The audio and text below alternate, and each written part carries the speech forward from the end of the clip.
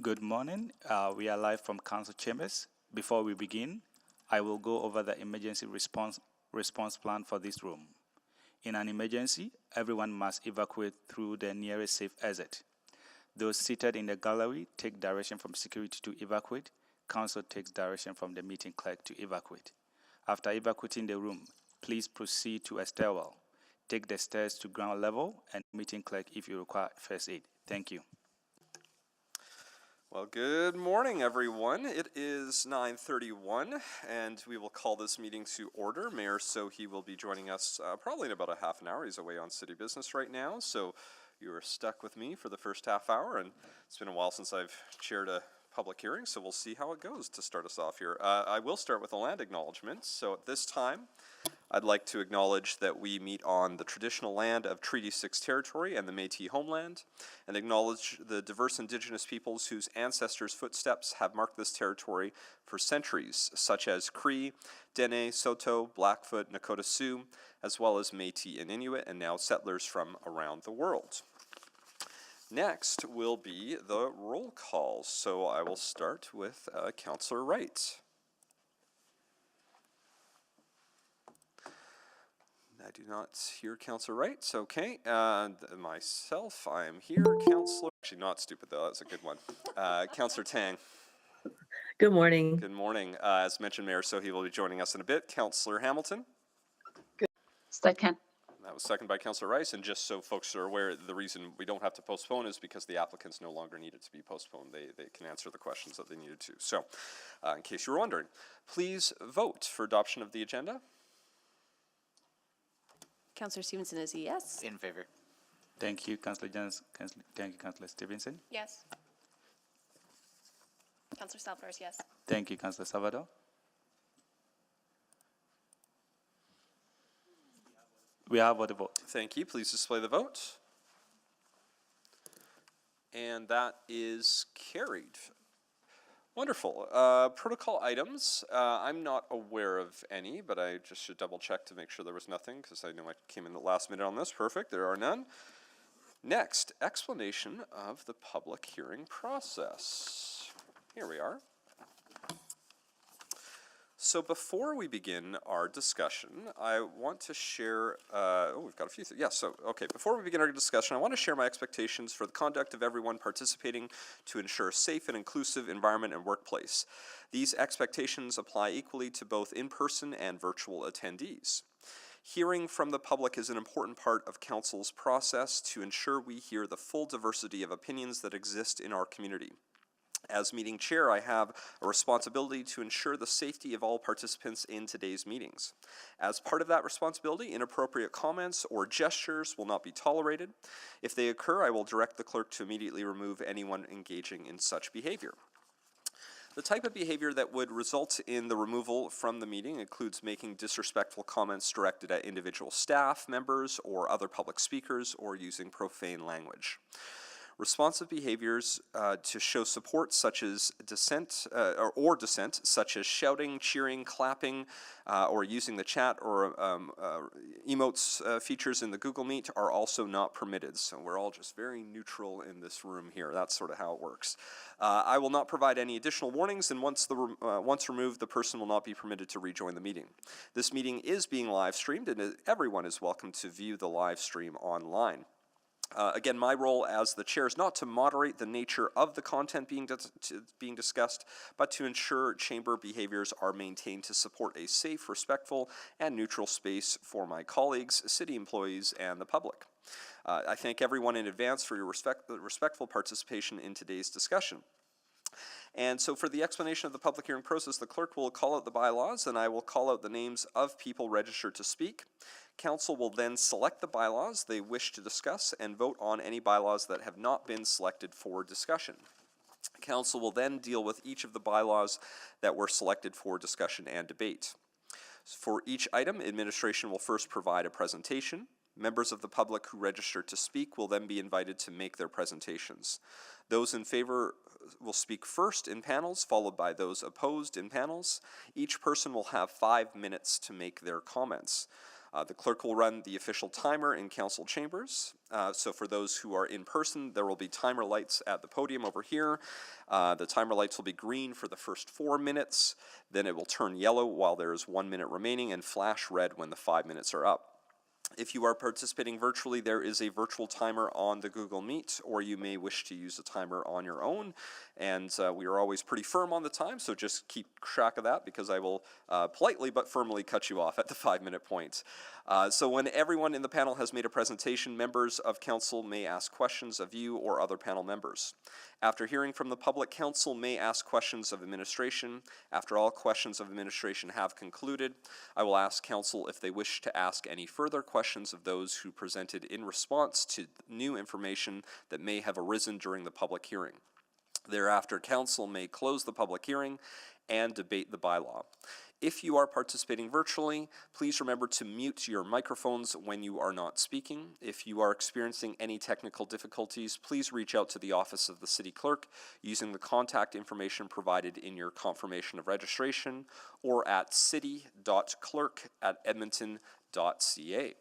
And if you are here with us in person, the clerk will guide you to your seat when it's your turn to speak. And finally, as we heard at the very beginning, in the case of an emergency, please follow the clerk's directions to evacuate. City staff will direct you to the muster point.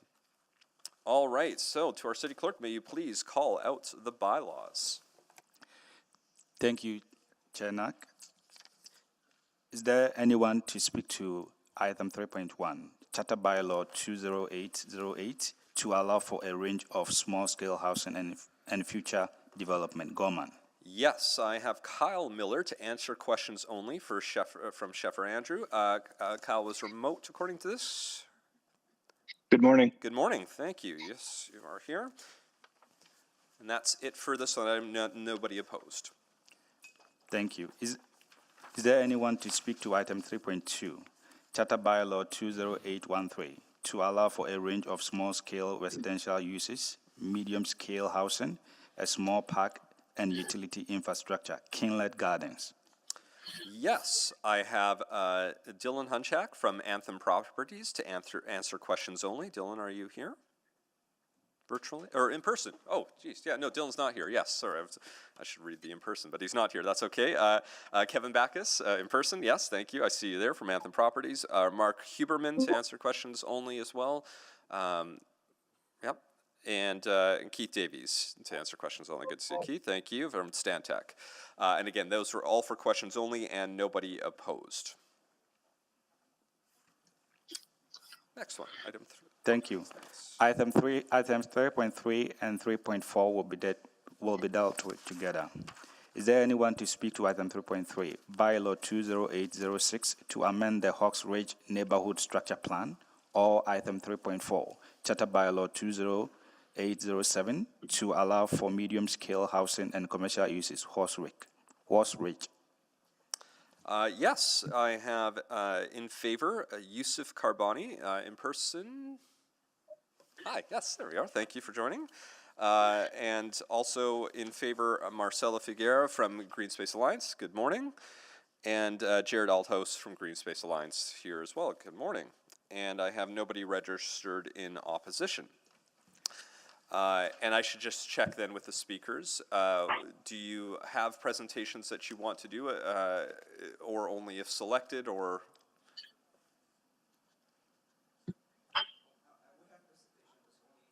Only if selected. It might be because I might have questions, but just to double check. Okay, thank you. Nobody is in opposition on this. Thank you. Thank you.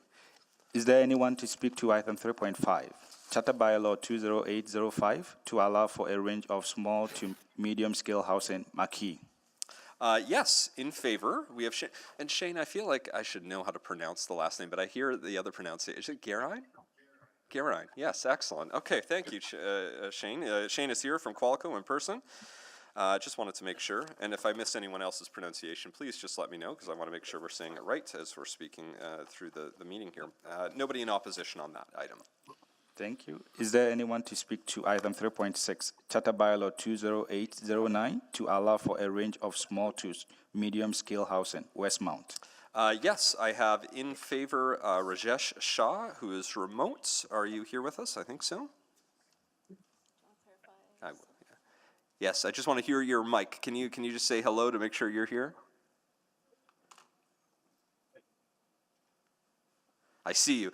Maybe I'll ask one question while we're waiting for your mic to work. Are you looking to make a presentation or only if this item is selected?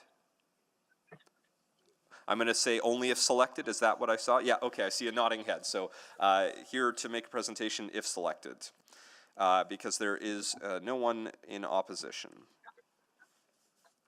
Okay, next. Thank you. Items 3.7 and 3.8 will be dealt with together. Is there anyone to speak to item 3.7, Bylaw 20810, to amend the Central McDougall or Queen Mary Park Area Redevelopment Plan? Or item 3.8, Charter Bylaw 20811, to allow for medium-scale housing Central McDougall? Yes, we have in favor Marcela Figuera, who we also verified is already in person, to answer questions only from Green Space Alliance. And I have nobody in opposition. Thank you. Is there anyone to speak to item 3.9, Charter Bylaw 20797, to allow for light industrial and small-scale businesses? Prince Rupert. Yes, we have in favor David Benstorff from Edmonton Food Bank. I think this was questions only. Is that correct? David, are you here? Oh, there you are. You're all the way over there. Perfect. You're here. Thank you. Questions only, correct? Thank you. And I do have one speaker in opposition, Ken Berry, who I believe is remote. Just to check. Ken, are you with us? Yes, I am. Thank you very much. Okay, great. And that's everyone for that item.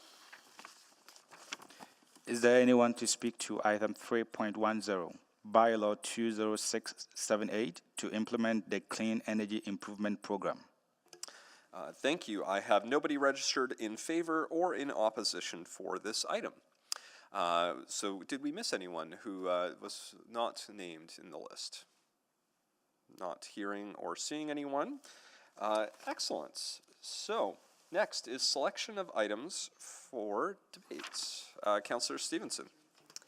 Yes, thank you. I'll select. Oh, sorry, I One messed quick up. one. We just received one registered speaker for items 3.3 and 3.4, Jamie Penner, in opposition, in person.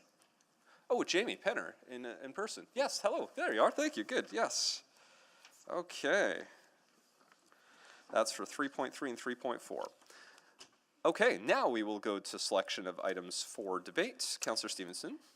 Thank you, Chair Knack. I will select item 3.9. Thank you. 3.9.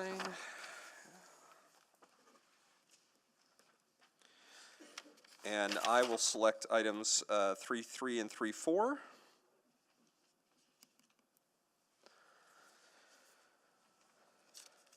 And anyone else? Councillor Rice? Thank you, Chair Knack, and I would like to select 3.10. 3.10. Okay. Excellent. I'm not seeing anyone else on the board. Councillor Cartmel, are you able to move the balance? I am indeed, Councillor Knack. I will move closure of the public hearing on items 3.1, 3.2, 3.5, 3.6, 3.7, and 3.8. Second. Seconded by Councillor Rice. Please vote on closure of the public hearing. Councillor Wright is a yes. Thank you, Councillor Rice.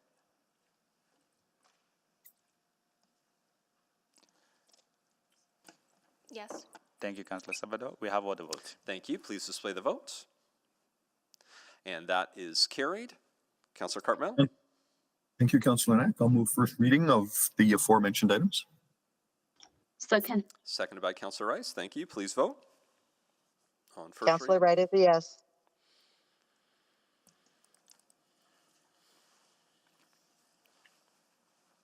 We have all the votes. Thank you. Please display the vote. And that is carried. Councillor Cartmel. Councillor Knack, I will move second reading of the aforementioned items. Second. Seconded by Councillor Rice. Please vote on second reading. Counselor Wright is a yes. Thank you, Councillor Wright.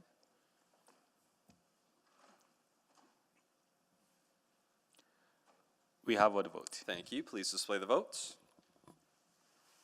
That is carried. Councillor Cartmell. Councillor Knack, I'll move consideration of third reading of the aforementioned items. Second. Seconded by Councillor Rice. Please vote on consideration. Counselor Wright is a yes. Thank you, Councillor Wright.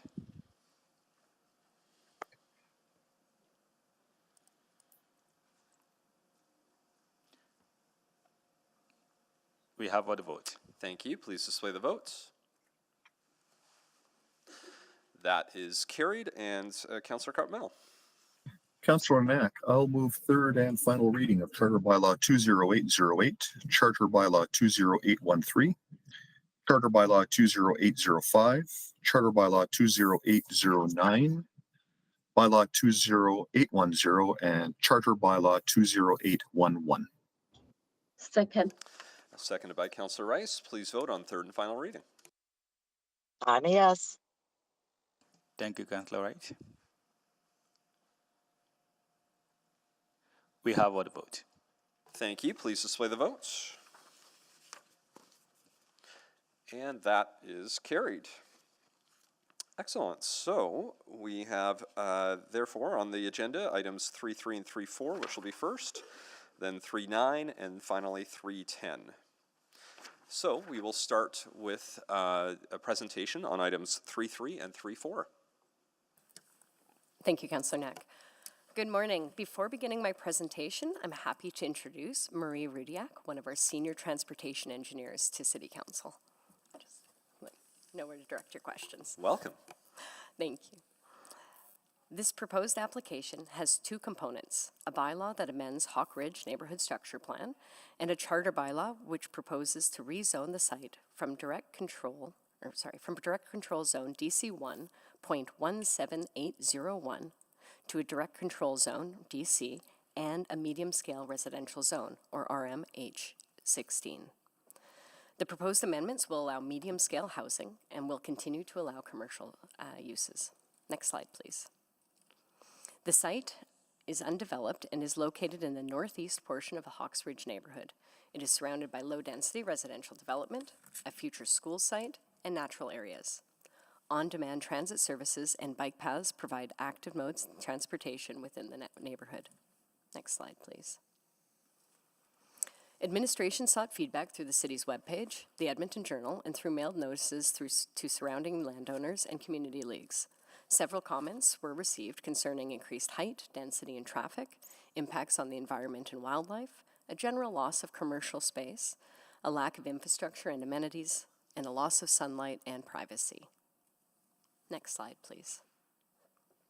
The current DC1 is comprised of areas A, B, and C. There's an administrative update being proposed to Area A, and that'll just bring it into alignment with Zoning Bylaw 2001.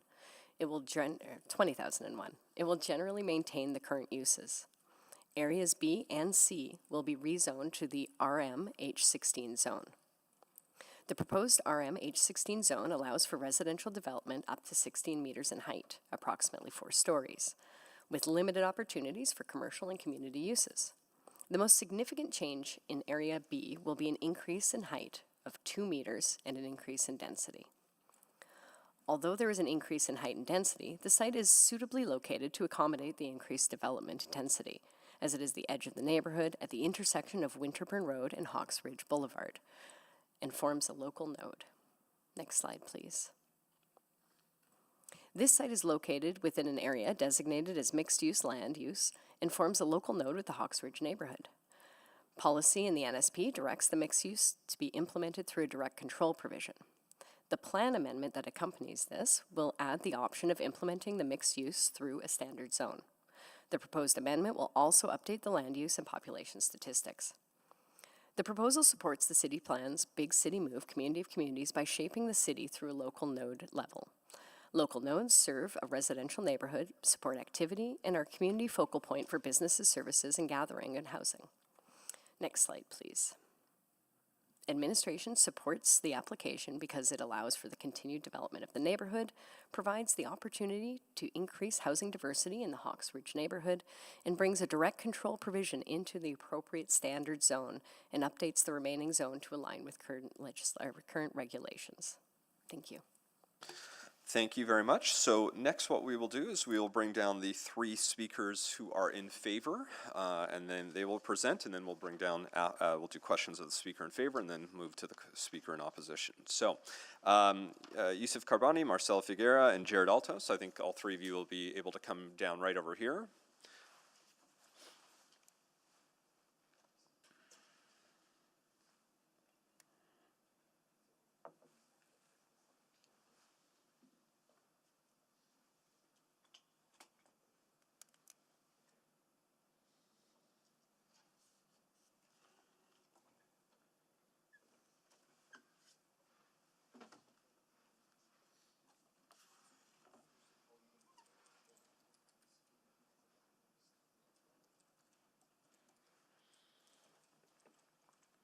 We're just adjusting order, it looks like, a little bit. We're playing musical chairs, this is good.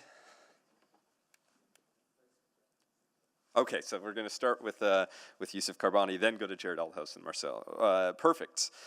So as mentioned, you each have 5 minutes. You can see the podium right there. And again, you'll have, so 5 minutes to make your presentation. We'll start with Yusuf Karbani. Please go ahead.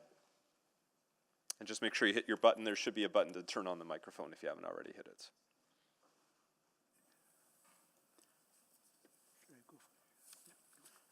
it.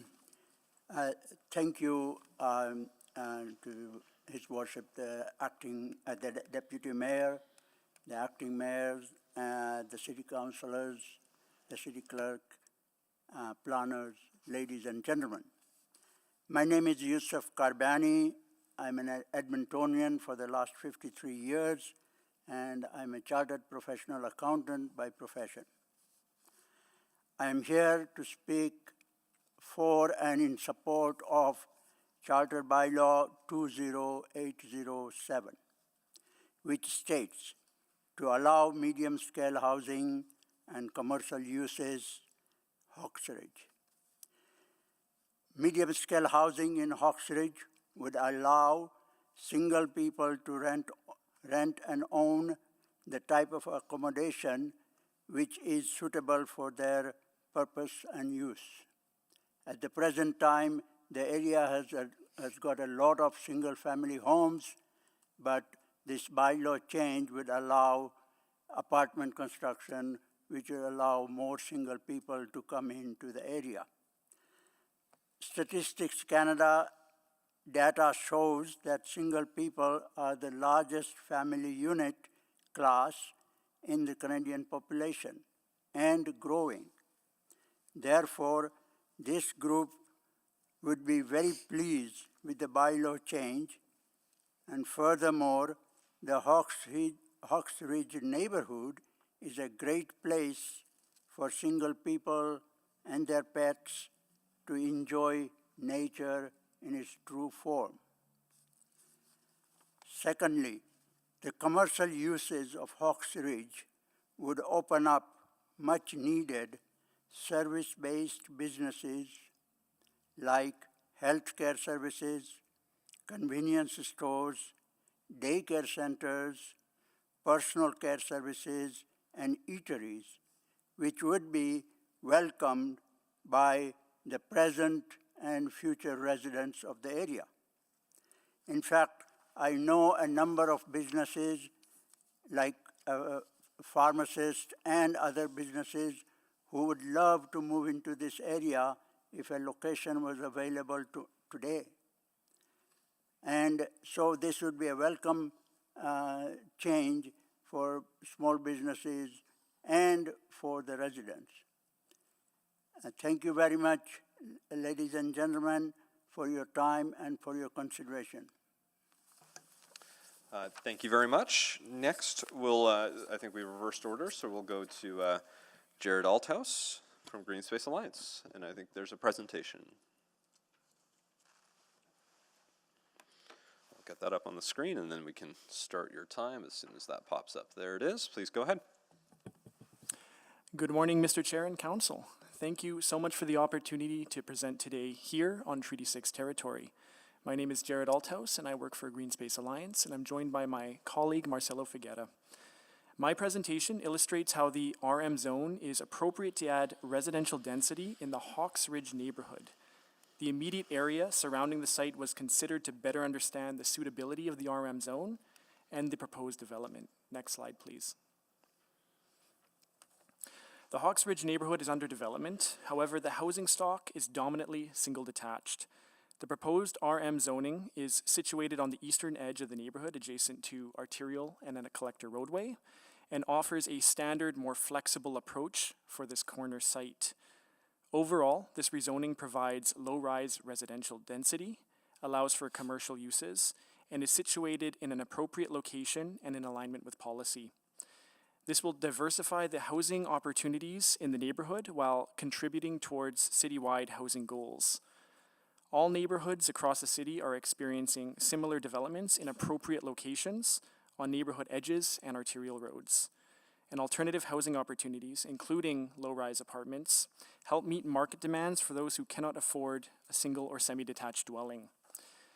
A diversity of housing types enables equity in neighborhoods and supports the big city moves, a community of communities, by shaping key networks and planning at the neighborhood level. Next slide, please. The proposed RM zone does not impact the NSP's vision for and the nature of the neighborhood. Overall, this rezoning application will add that apartment housing to the neighborhood. The rezoning is situated at that edge of the community with access to Yellowhead Trail via 215 Street and Winterbird Road. And the location supports the existing on-demand transit system connecting to Lewis Farms. A transportation impact assessment was also prepared for this application. Additionally, the RM zone allows for a range of uses, including commercial, on this corner site. Residential density on the site supports the mixed-use area north of Hawks Ridge Boulevard, which currently has a commercial development permit in progress. This rezoning will weave density and built form without impacting the nature of the community. Next slide, please.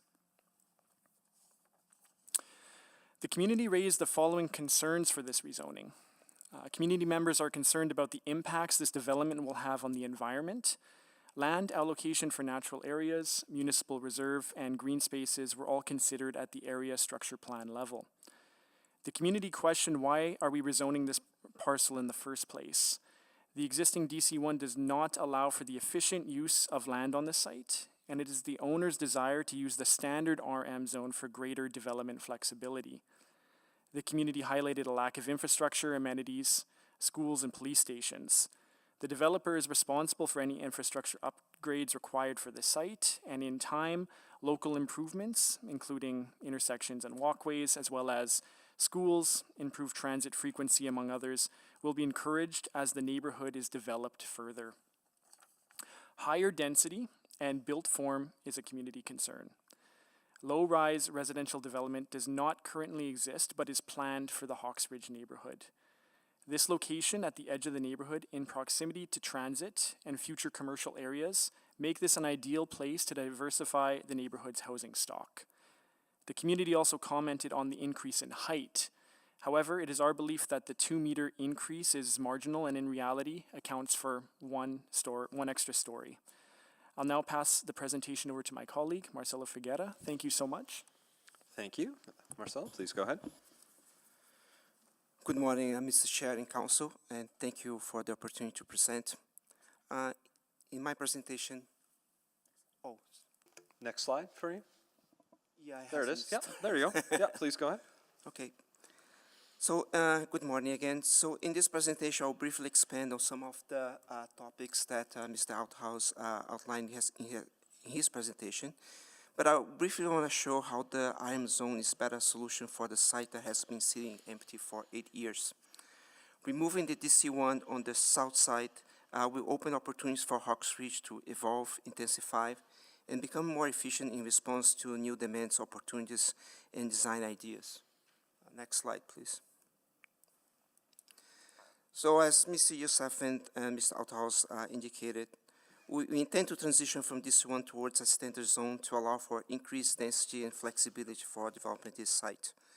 Despite the neighborhood not being fully built out yet, there are currently no apartment buildings in Hawks Ridge.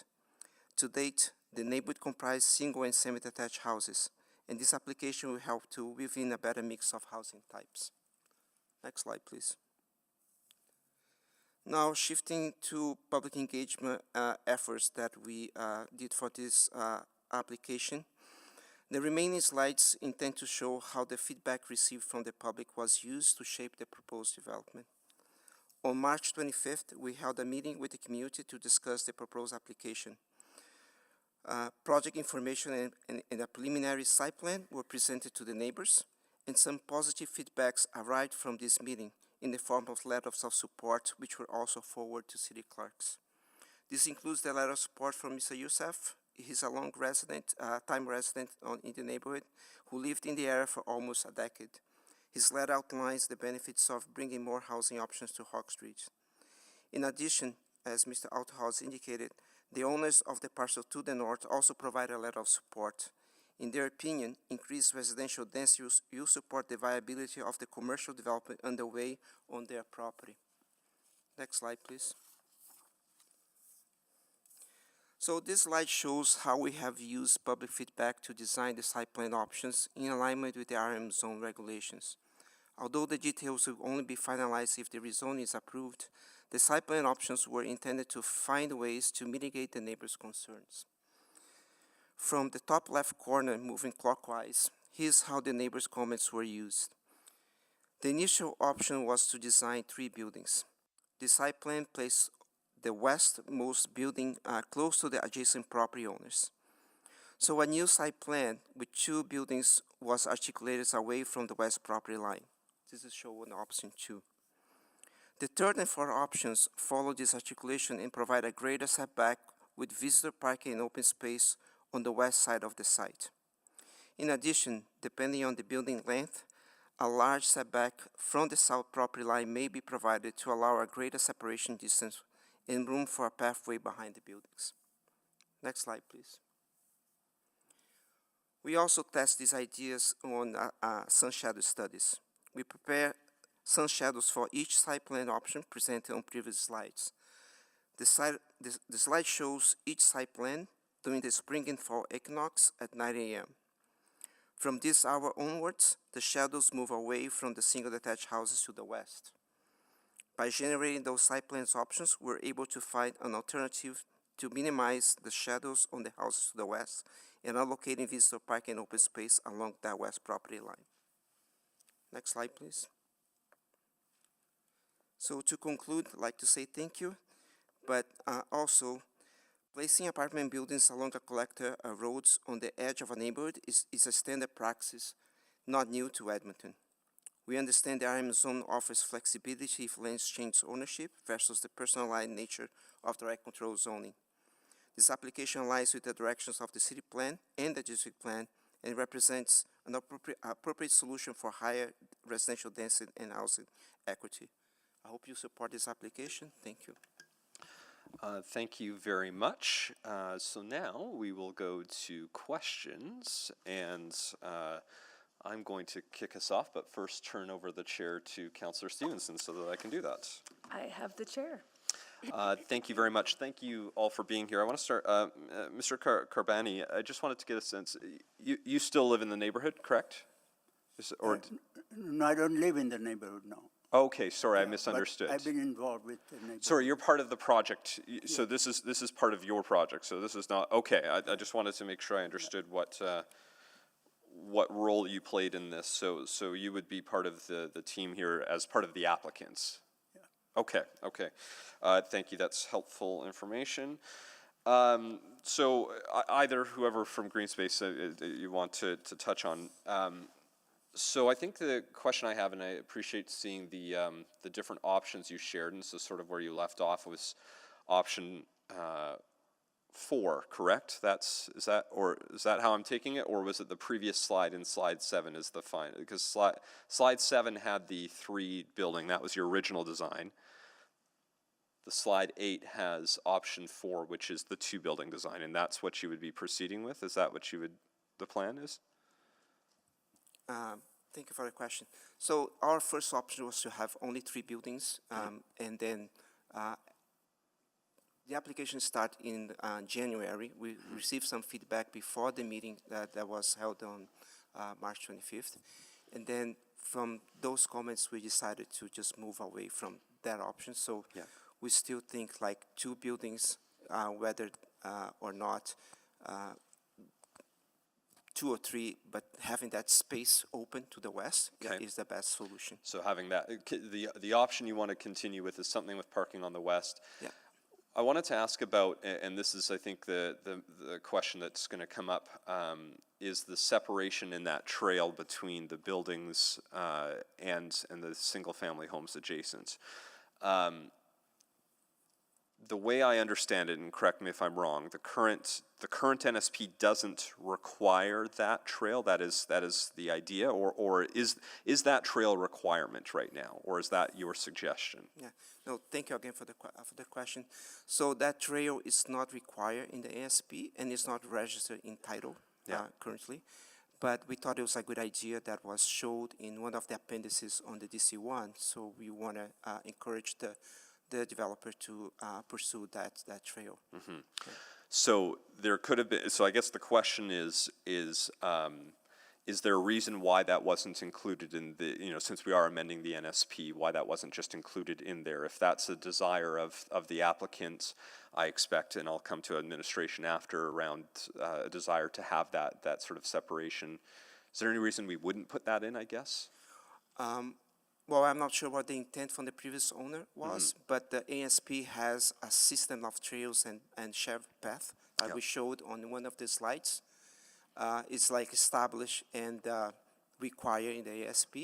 It doesn't include this site, but obviously we think since we have a large parcel, this would be a good idea to connect the road to the future school site. So it's a easy solution to. Yeah, so I hear sort of the interest. I guess the main question is there a reason we wouldn't embed something like that in this, just to provide, if you want to do it, and I imagine that would provide even greater certainty for residents. And I appreciate that not every resident will want any change there, but wanted to just get a sense of, is that something that would be okay with having, or is it do you want to just, essentially we could, we're going through this conversation now, so I'm trying to get a sense from you and the folks that you're representing on as to whether that's something that could be built into the ASP as part of a network. Yeah, since we're applying for this standard zone, there wasn't like a mechanism that would create that Sherwood path there, and since it's not part of the broader Sherwood path system, was just like a challenge in the way that was proposed, right?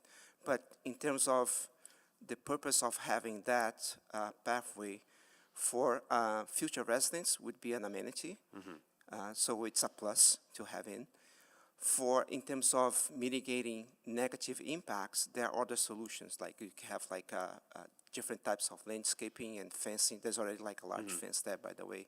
Yes. So depending what's the goal, right? Okay. If the goal is to integrate it with the large system, there could be a way, but also another way to make sure that it connects to the broader system, because right now it doesn't connect to the broader system. That's my time. Thank you. Thank you very much. I'll return the chair. Thank you. I'll take back the chair, and then I'll turn the floor over to you. Thank you very much. So I think I maybe heard the answer to my first question. Am I correct in understanding that the north parcel is owned by someone else? It's a different owner that has the northern parcel?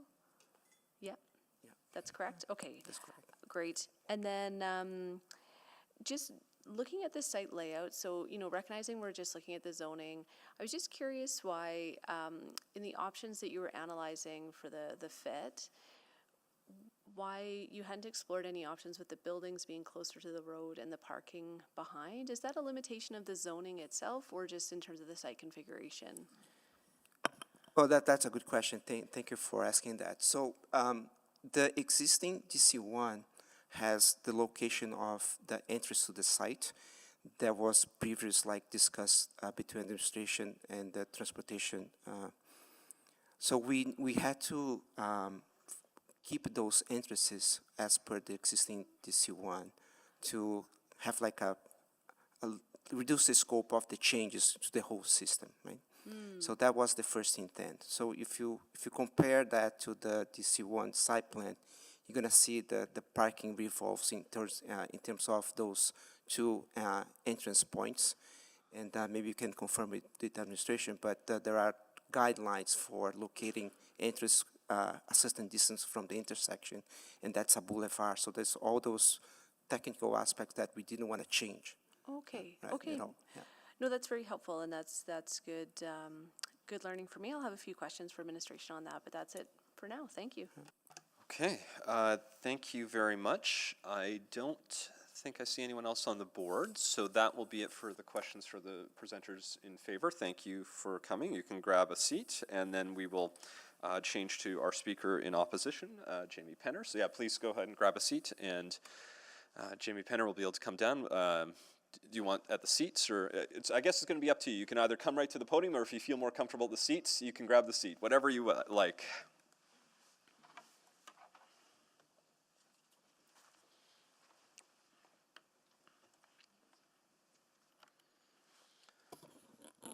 Excellent. That mic should automatically turn on for you right away. And you can hear me now? Yeah, we can. You have Okay, 5 perfect. minutes, and please go ahead whenever you're ready.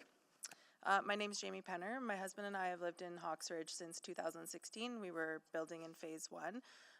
So when the first rezoning happened in that area, we weren't very involved in the process because we weren't very aware of what was happening. It kind of just happened. But this one, of course, we're more opposed to because our house backs on to the section B and C that's in question today. Section A with the mixed commercial, we don't really have any opposition to. We knew that was how it was going to be. We support that sense. But when you have a change in a 14-meter height to a 16-meter height directly behind your property, it's a little concerning. I know that 2 meters doesn't sound like a lot, but when it is right behind your backyard, it is a concern. I did ask Miguel, correct, was her name?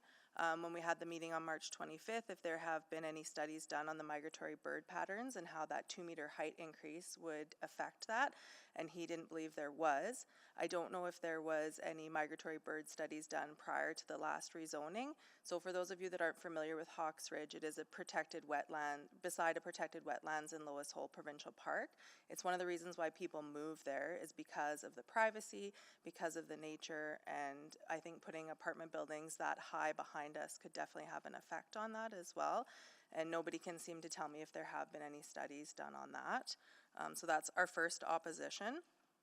Our next opposition has to do, of course, with some things that were already mentioned in terms of transportation and parking. I know when we had the meeting with Miguel, he did discuss that there would be some underground parking put in. That section of the street directly in front of those apartment buildings has about 2 fire hydrants, and you can maybe park 6 cars there. I don't know if the space is set up enough to have that much parking. And in an apartment building, when you're only designating 1 parking space with the limit in transportation for that area, I'm not sure that that would support it, given that if there is a couple living in that building, they probably are going to need 2 cars. I don't know if you've ever tried to take on-demand transit. I'm a registered nurse. I work at the east end of the city. I work at the University of Alberta Hospital. And with dropping my daughter off at daycare, on-demand transit is not even an option. I'd get to work 2 hours late.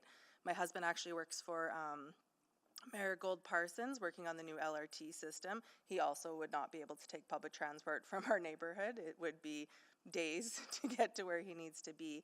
And I'm sorry, I didn't get your name, Claire. When you mentioned about bike paths, there's no bike paths that go from our area of the city to, you'd have to get on the Yellowhead, then you'd have to get on the Henday. So I don't really think bike transportation from our neighborhood would be appropriate as well. So those are a couple concerns that we have. When we first moved to the neighborhood, we were under the understanding that there was a 2.5 height story restriction, which we've been told is not documented anywhere. So that is something that came from our builder that we were lied to about, which was a little bit concerning. But and then for people to say that it's only single residential homes in our neighborhood is not quite accurate. There are row houses, there are duplexes. There are one neighborhood right beside us. There are apartments there, and there was also just an apartment building built in Starling as well. So it's not, the area is not totally limited to single family homes. I know that Miguel had also mentioned the possibility of putting a parkade within these apartment buildings, and I think there's a slight difference between putting foundation for commercial buildings and putting a whole parkade in so close to where single family homes are, and what that effect will be on our foundation as well. And we were aware that there would be commercial use behind us. So when Miguel said that introducing, or Jared, I can't remember who said it, that people want the commercial to the area, we do want the commercial to the area. We were aware that there was going to be commercial behind us, but we were not aware there was going to be apartment buildings behind us. And as you can tell, the concern about how that will affect our property value and reselling in the future, which we don't have plans to do, but that is a concern for us as well. You know, one of the reasons we moved there was for the more quiet, close to nature aspect of where we live, and so adding that to our neighborhood is just not something that we're in support of. Good. Okay, thank you. Just hang tight because there will be at least questions from me. So I'm going to turn the floor over to councillors, or turn the chair to Councillor Stevenson. Thank you. I have the chair. Thanks for coming. I know we've chatted on this already, but I think and I'm going to ask about the bird study piece, so I'll dig into that. I'll be asking questions about on demand because we actually should have some updates.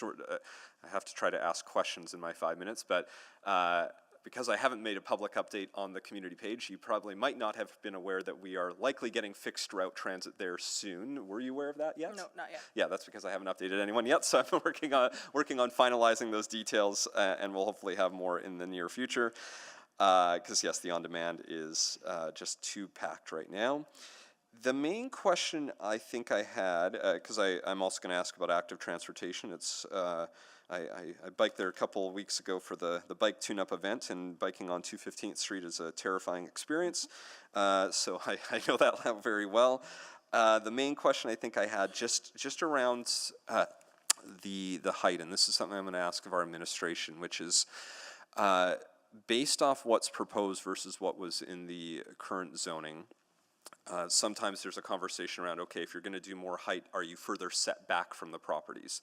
And I'm still not 100% clear, and I'm going to ask some questions of our administration on that, if there is a greater separation distance from the homes, which in turn sort of balances out against the increased height. And at this moment, are you aware if there is more separation from your homes proposed than what was in the original direct control? I believe from talking to Miguel and Jared, there will be more of a setback for our area where we are. We're on the, I guess it would be the northwest. We're on the west side of it, right? But what they couldn't answer at the meeting that we had on March 25th was where that 16-meter height was going to be measured from. If it was going to be measured from the street, if it was going to be measured from like how it's built up, and also that lot angles. It's quite an incline, so how that 16-meter height will be measured all the way up wasn't clear as well. I forgot to put that in my notes. Thanks for flagging that. Yeah, because there is, that site is situated quite a bit differently than most. Okay, so walk it every day. I know the incline. Absolutely, yeah, that is not always fun. Excellent. I will ask about that, and I'm just going through my list if I have anything else. I think the only other question, and this is the challenging one, and I know you flagged some other spots in the Big Lake area that have apartments, and broadly speaking as a city, and this has been something we've been doing for decades and decades and decades, this isn't a recent piece, is that typically apartment buildings have been situated on sort of adjacent to the main roads. And the idea is that while there are some that get built interior to a community, even in new neighborhoods, I think about Secord, they have multiple apartments right beside David Thomas King School. Generally speaking, higher forms of density with greater height have been focused to be close to the main roads, in part because you get concerns from residents about privacy, traffic, things like that, and the closer you are to the main road, the less of a possibility of an impact to the rest of the community, because those that live there are generally using the network and getting in and out on that. And so at a high level, do you see sort of why generally we try to strive to have the higher density closer to the main road? Like that's okay. Yeah. And I think that, not to go off on a tangent. No, but please I think do. that if it was put over in Section A, and I realize they're not owned by the same people, but Section A would make a lot more sense, given it's like, my husband always tells me I'm not very good spatial, but even my husband is like, I don't know how they're gonna fit those apartment buildings there. And I mean, he's an engineer monitor right now, so like, we're trying to figure out how that's gonna look. And if it was on the other side, even though that might still have some effect on the birds, there is more space there, there's more setback from the lake, there's less density. But with those right by our houses, it's gonna make a very congested area. And I know the areas you're referring to in Secord, they have more space. They're not as encompassed with other single-family homes, so. No, I appreciate that. I think those are all my questions for you. I'll have a lot for administration based off what you've asked on, so thank you. I'll return the chair. Oh, thank you. I'll take the chair back. Anyone else for questions? I'm not seeing any from my council colleagues, so thank you very much. You can grab your seat as well. Oh, sorry, that was a terrible lie. Councillor Rutherford came in at the last minute there, so Councillor Rutherford. Yeah, I was debating. I apologize for that. I just, full transparency, I'm not super familiar with your neighborhood. That's okay. So Most I people just don't wanted know to when I get, tell them where I live. They have no idea. Most people don't know where I live when I tell them. It's okay. well, and it's not that I don't know of Hawks Ridge or know where it is. It's just, I'm not, there. I've never gone and been in the neighborhood, walked around, driven around, or spent any time there. So I just wanted to give you an opportunity to just help me understand a bit more about any kind of neighborhood context that you think is important for me to take into consideration with this public hearing, like where you're like, where is this apartment complex in relation to the lake? Where is the, like, I'm trying to just get, I'm having spatial, I'm like you, spatial trouble. So if you could just walk me through your neighborhood a little bit, let me see maybe what it's like today and what this, in your opinion, with the proposal in front of us, how that would change the neighborhood. Yeah. I don't know if I can describe exactly how close we are to the lake, but Hawks Ridge is the closest neighborhood to the lake of all the ones that kind of encompass Lois Hole Provincial Park. We're phase 1, and then there's a phase 2 that's a section down closer to the lake. We're close to the school field. So while we're not directly beside the lake, we are, like I said, the closest neighborhood towards us. On the other side of our street is the school field. So obviously having some apartments or medium density residential in there would make sense, but I'm told the school is 8 years down the planner, I think, as Andrew rolls his eyes. So definitely that would be, but it is a lot of single family, and we are very family dense for sure. I'd say there's not very many houses on our street that don't have children. So I can respect the need to get into our neighborhood. It's a beautiful neighborhood. It's not that I don't want to welcome people there. It's just this lot I don't think is the particular choice given the amount of houses that it's going to back onto, like single family homes. Yeah, but we do have like eagles in our neighborhood that we frequently see, and owls, and all of that just come and land on our houses quite frequently. And so to put a 16-meter height apartment building, we are concerned about the effect of, and it's vanity, but of what we're going to see if that's going to push those birds closer to the lake and affect the nature that we enjoy in our neighborhood. Yeah, I mean, I don't think you need to apologize for vanity. It's the only way I could convince my husband to move to Edmonton. No offense, Edmonton. I've been working on it for years. No, I appreciate that. Thank you. I just wanted to get that perspective as we hear from questions to administration. Thank you. Thank you very much. Now those are all the questions. Thank you. You can grab a seat, and we will go to questions of our administration, and I will start as I have a number of them. But first, I'll turn over the chair to Councillor Stevenson. I have the chair. Thank you.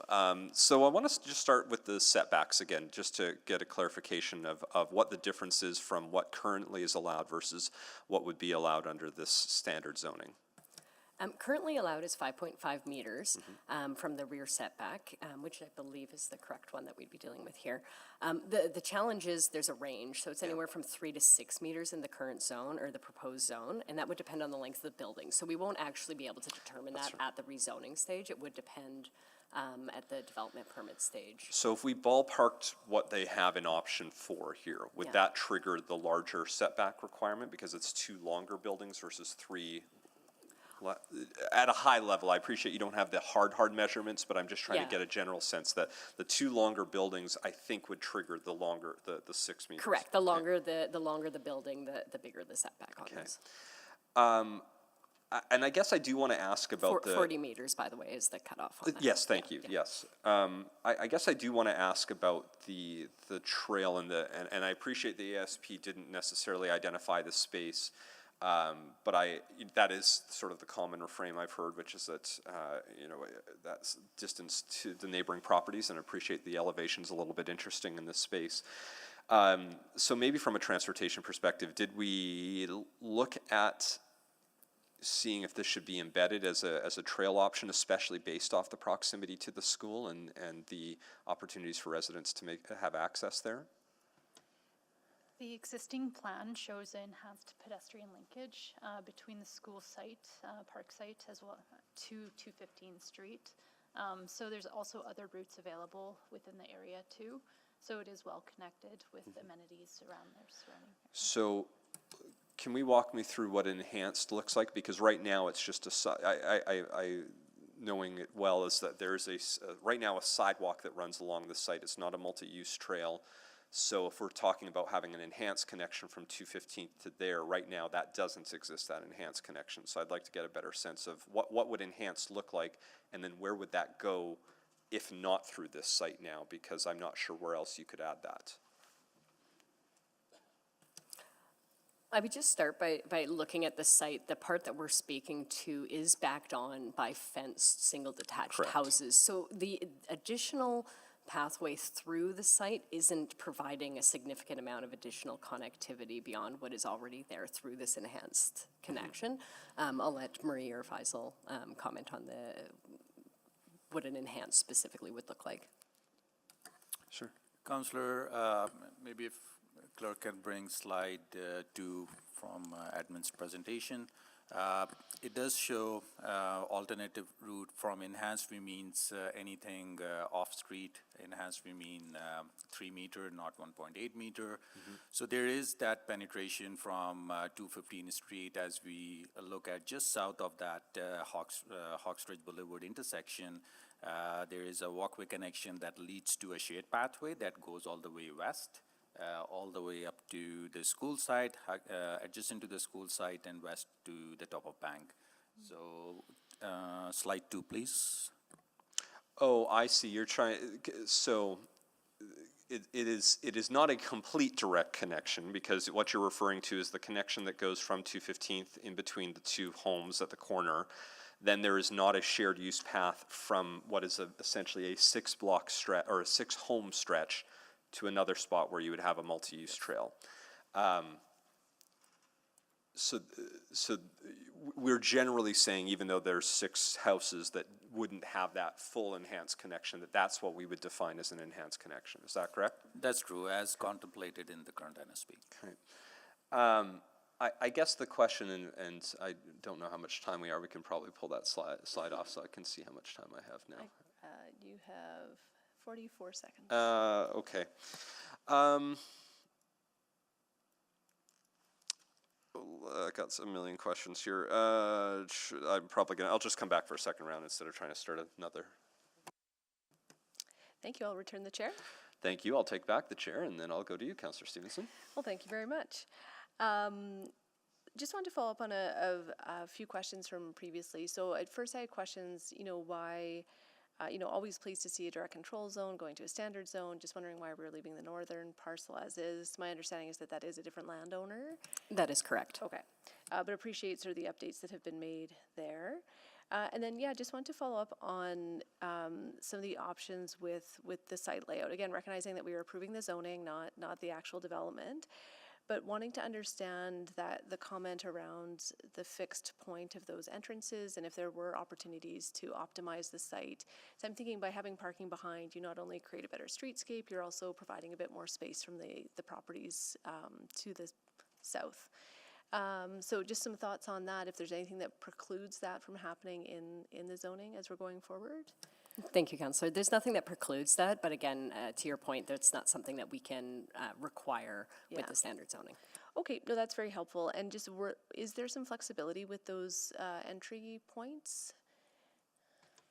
We do have the access management guidelines to help us determine where those go, and typically we try to align them. Okay, okay. No, those were all my questions. Really appreciate it. Thank you. Oh, wait, do you want to move a second round of questions before you?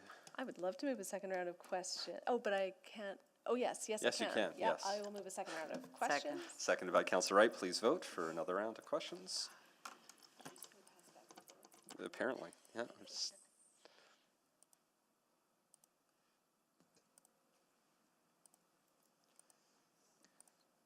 We are just waiting for one more vote. Councillor Piquet confirming that. Councillor Piquet, are you with us? Okay, we will mark him absent. Okay. Thank you. Then please. We have all the votes. Thank you. Please display the vote. And that is carried. Excellent. So I have more questions, so I'm going to turn the chair back to Councillor Stevenson. Happy to take it. Thank you. My apologies, Councillor Knack. My e-scribe was not working. I was in favor. Yep, you were marked in favor. Thank you, Councillor Piquet. Oh, okay. Councillor All right. Well, Knack? take a score. We marked him absent. Oh, I'm because, sorry. We marked you absent. Do you want us to? As chair, I'd call. suggest we carry along, Councillor Piquet, if that's all right, unless you'd like us to recall the vote so that you can be marked as present. It's okay. Okay. We can keep going. Great. Thank you. Councillor Knack, over to you. Thank you. So I do want to ask about the measurement of height, because knowing the slope of that space, I mean, it even starts, the homes immediately adjacent to 215th are higher up, and then they do go down as that road slopes. So how would we approach measurement for a building like this? Because if you allow it the same height at the eastern part of 215th, that would be quite a bit different for the homes immediately adjacent on the west. So how does that work? I'm sorry, I don't have it in front of me in the zoning bylaw. I'm just trying to pull it up, but my recollection is that there is a standardized way to determine the height of the building. It is based on the pitch of the roof as well as the different corners of the property. So it does look at some way of averaging out and considering in the actual slope of the property. So we would, it would be safe to assume that similar to the single-family homes, which essentially step down, even though they're all actually the same height or very close to the same height, we would expect the exact same thing under the zoning bylaw for a multifamily building. Is that now you're not going to have a stepped down building, but you're going to have maybe building one closer to 215th Street would have would be seen to be higher than building two, which would be measured at a different point, because it would be, they could still be the same 16-meter height, but they probably wouldn't be aligned. That's accurate. Okay. Okay, that's helpful. Does the ASP and NSP or anything have any requirement around landscaping or a separation or some type of something in between those homes and that space? Or is that, I mean, again, we've heard what the applicant wants to do, but appreciate that I can't just take them at their word, because they might sell the property, who knows? So what's the requirement right now for? So the requirement will be what's required under the standard zone. And I believe there are tree shrub requirements as well as fencing that would be required on this site. Okay, so yeah, I think the biggest one, because there's already a fence pretty much running along the whole site, I don't know if they would need to build another one, but we would probably, well, not probably, we would expect there would be some type of shrubs separation. I know in the building I live in, there was that requirement. And it does take some time for those trees to grow to a height where it is full separation. In my building's case, it took about 10 years to where there's clear, there's a tree right in front of my window now. But that would be the same type of expectation for something like this. Correct, an abutting site where a minimum of 1.5 meter wide landscape buffer is provided within the setback. And would that same buffer have been required under a row housing zone? I'm trying. The RSM zone? Yeah. Because you can still do row housing in this Yes, zone. yeah. I'm just trying to get a sense of if that's. Because again, I know on there some. are. I think it's slightly less. Yeah, that was what I was curious about. Okay, not a big deal. I was just curious if that was a difference between the two. I want to ask about the migratory bird piece, and how does that work? Is there a requirement, especially, so I imagine that doesn't likely get considered as part of rezoning, be more on the development permit, but is there a development permit trigger, especially in an area like this? There wouldn't have under this change in height. Okay. This is only 2 meters. It wasn't something that was identified as being requiring further study at the time of rezoning in the NSP. I believe the units are about 150, 200 meters from the lake. There is significant space between those. And it's, again, not something we would typically require of a building of this height. It's not considered a tall building yet. So because, and again, I appreciate that for residents immediately adjacent, 2 meters might seem like a lot, but in the overall grand scheme of things, we're talking, what is that, 6 feet-ish? 7, right? Approximately. Yeah.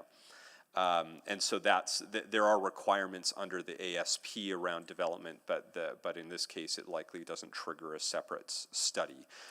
We've had separate studies in the area, actually. We've had a recent conversation about it, which triggered separate environmental conversation. And so that work happens quite often, but not necessarily here in this space. Correct, and it's usually identified at the neighborhood structure plan level.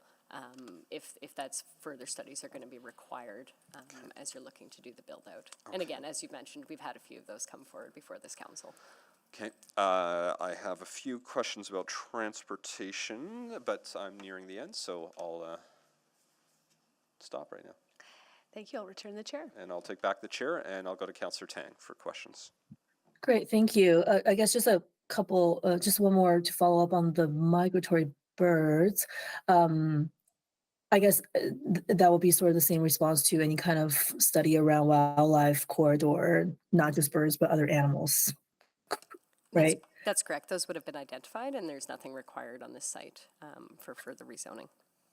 Okay, and I was wondering, just, I'm also not familiar with this neighborhood so far, but there are other commercial sites around the neighborhood, correct?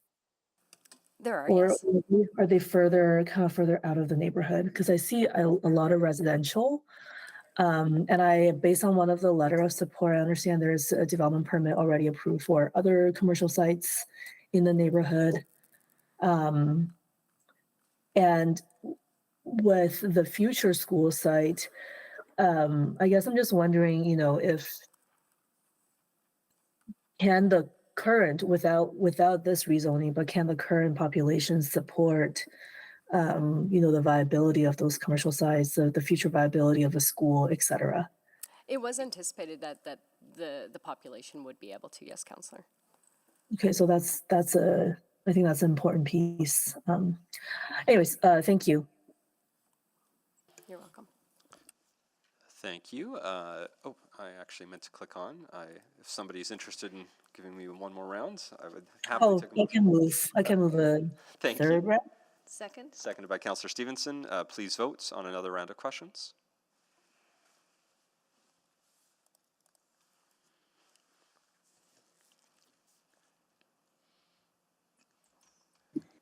We have a vote. Thank you. Please display the vote.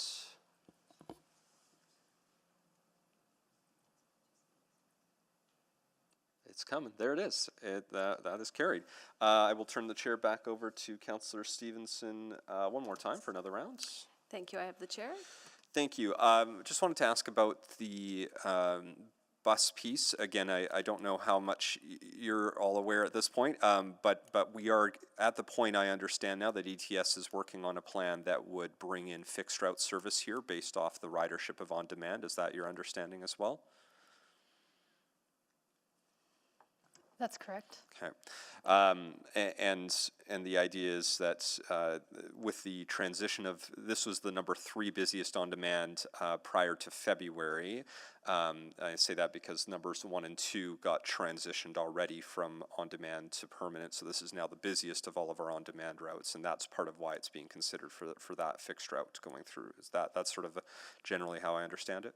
That's correct. Okay, we just don't have an exact time yet. It's probably not going to be this year. As much as I would love it, it's more likely a 2025 change than it is a 2024. Is that your understanding as well? That's correct, Yeah. but the timelines could vary. Yeah, we're working on it. Looking over at folks here, but fixed route is coming. I do want to ask about the active transportation, though, and get a sense, because it isn't safe to bike from here into the city. You can bike to 184th, using 184th Street to just before the Henday overpass, and then you have to sacrifice your life to the active transportation gods to try to hopefully get there. Or you can take 215th Street, which has a shoulder that is as wide as the handlebars on my bike.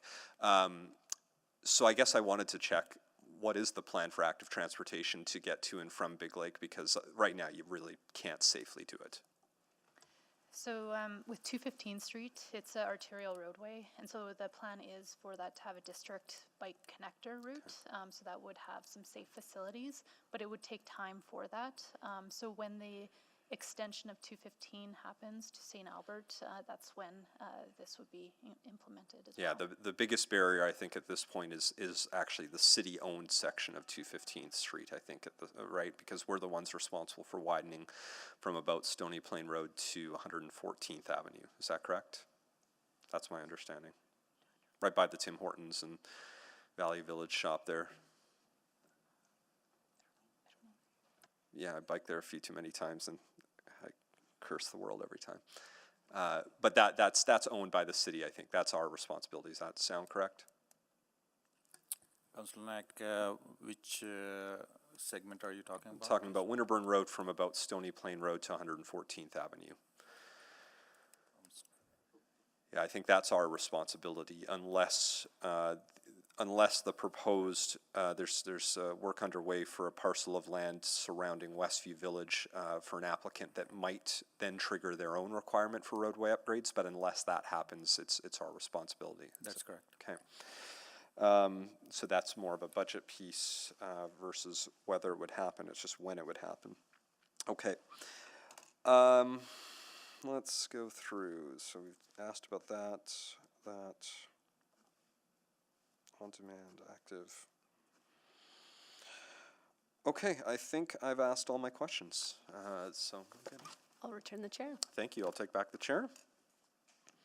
And I'm not seeing anyone else on the board for questions. So now we go to questions of our speakers for or against for any new information.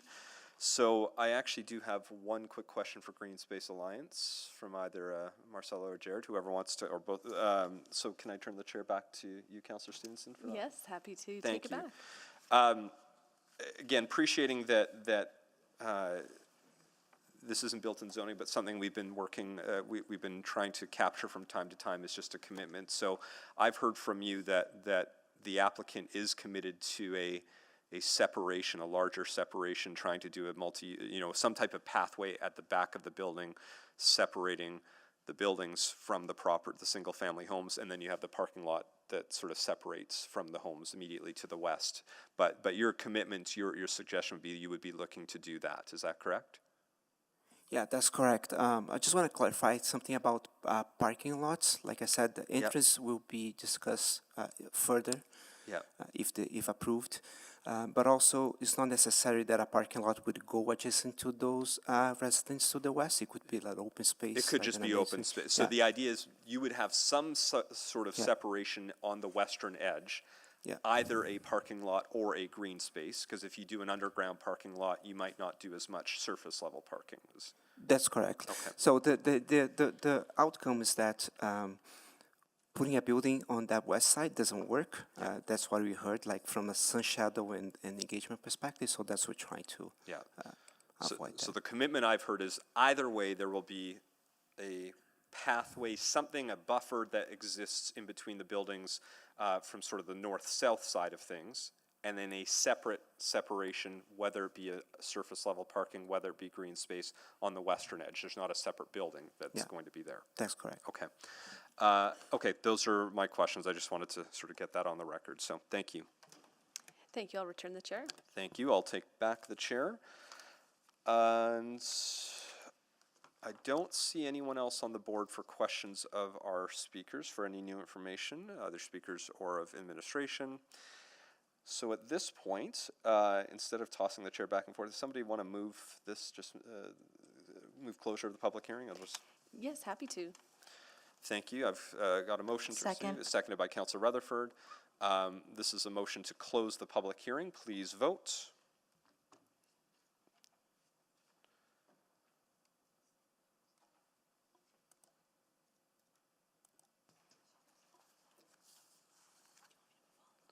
It's just, We have all the votes. thank you. Please display the vote.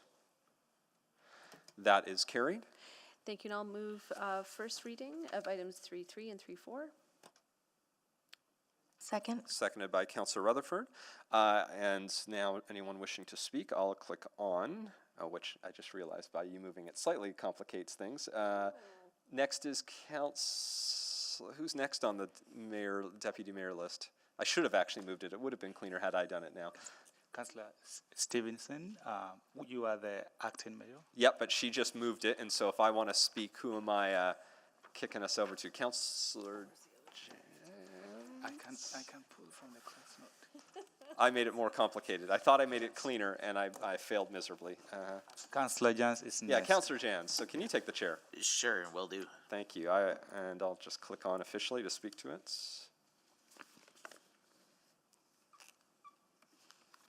Can I go ahead? Sorry.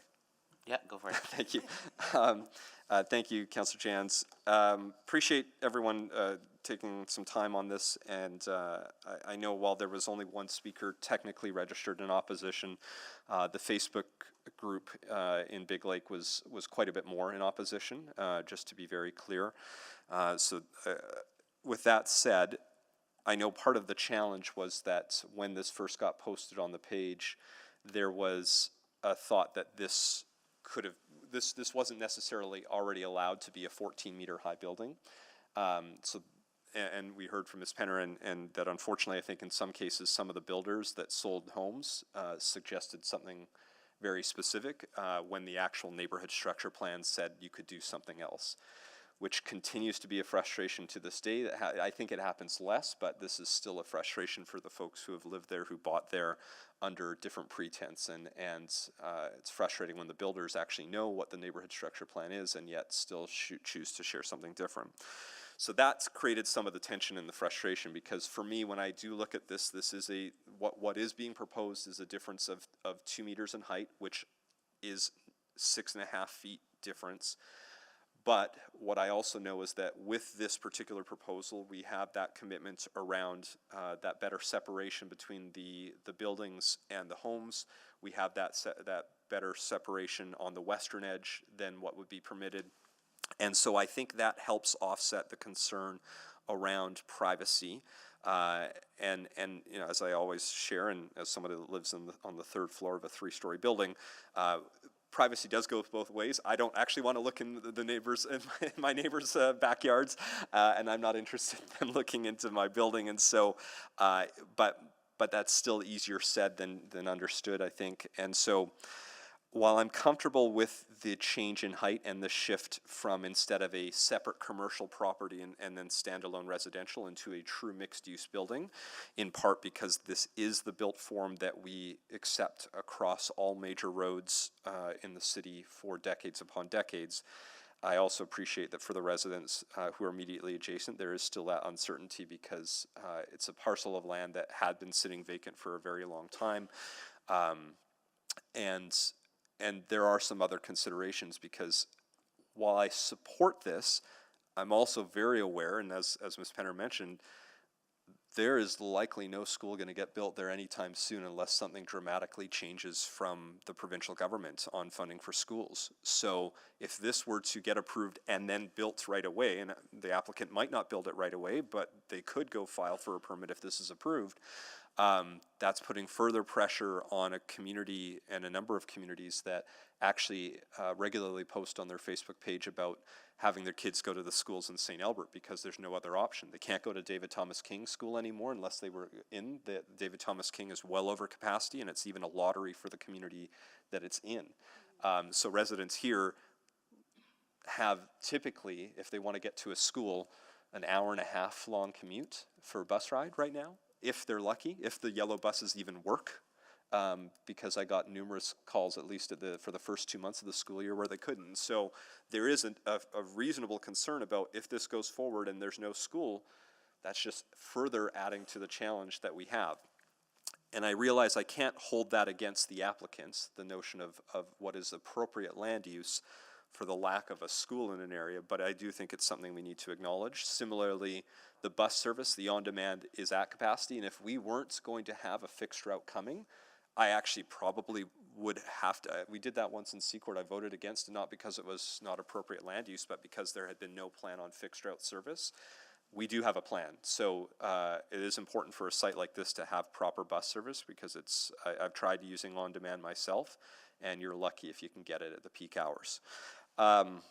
Similarly, if we want people to use active transportation, it is truly putting your life on the line trying to get here by bike. I've done it. I did it 2 weeks ago. It's not easy.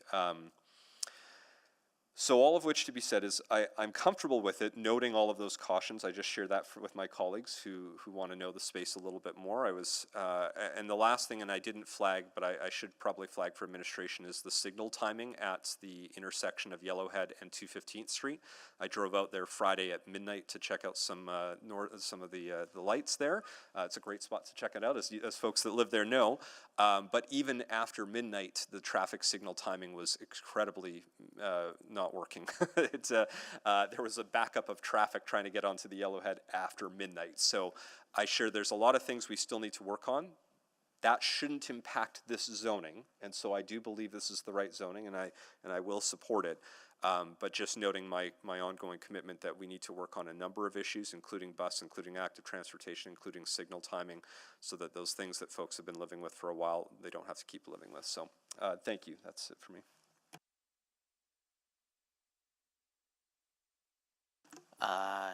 With that, I will return the chair. Thank you. I'll take the chair back. Yep. Is there anyone else wishing to speak? Not seeing anyone on the board. Councillor Stevenson, do you have any closing comments? No, thank you. You said it all. Thank you. Please vote.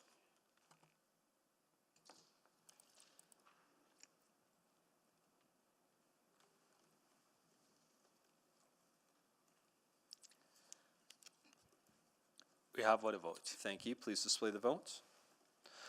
That is carried. Councillor Stevenson? I'll move second reading of items 3.3 and 3.4. Second. Seconded by Councillor Rutherford. Please vote on second reading.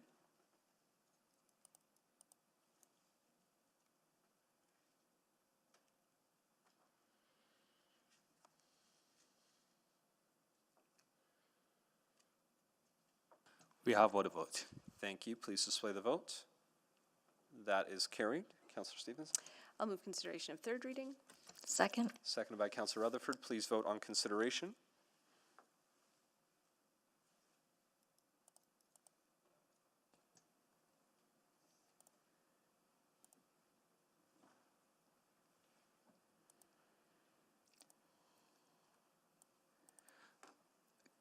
Voting. We are waiting on one more vote. Councillor Tang? Oh, I voted yes. Thank you, For me. Councillor Tang. We have what vote. Thank you. Please display the vote. That is carried. And Councillor Stevenson? I'll move third and final reading of bylaw 20806 and charter bylaw 20807. Second. Seconded by Councillor Rutherford. Please vote on third reading.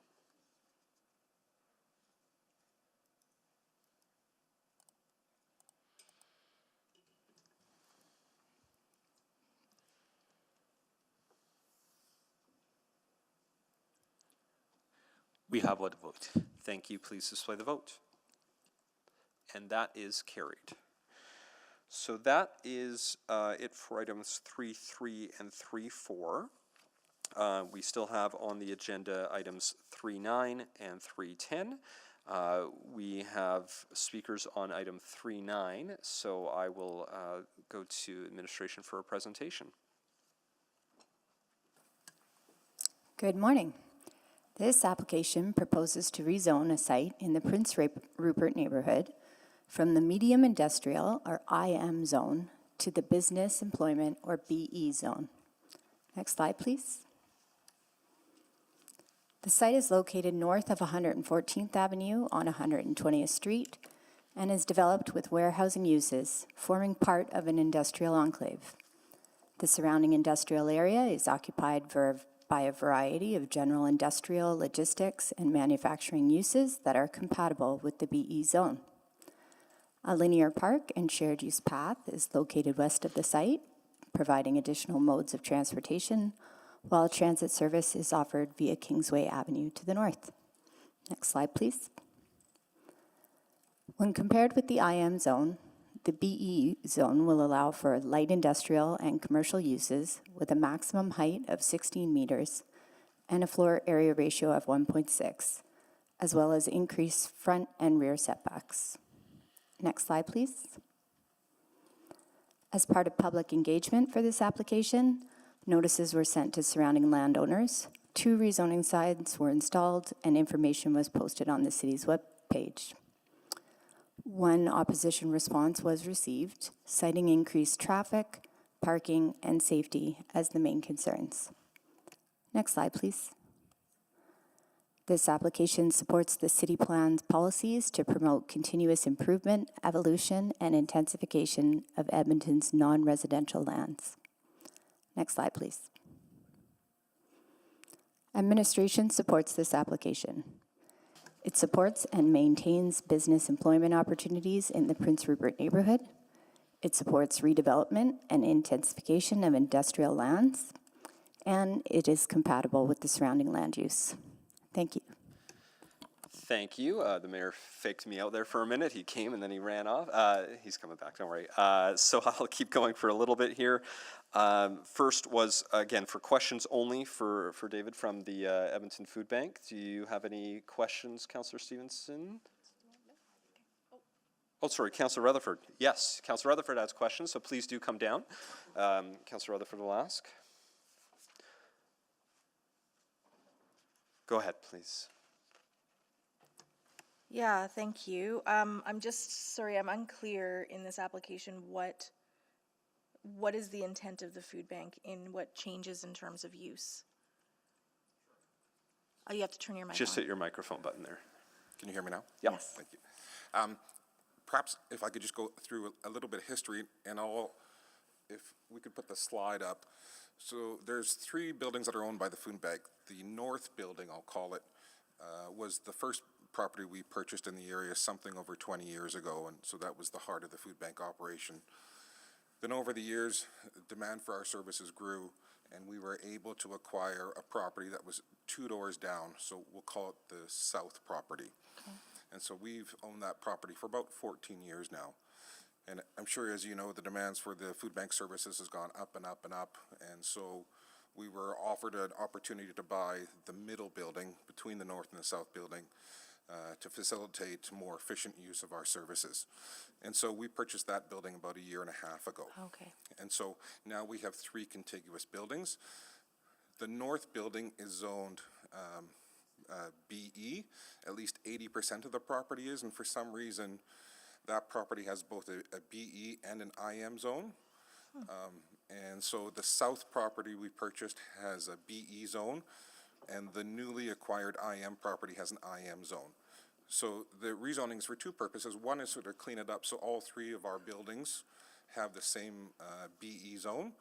And then the food bank has expanded our services over the years into something called a Beyond Food program. So in addition to the food warehouse, we also help with resumes and coordinating social services and some other needs.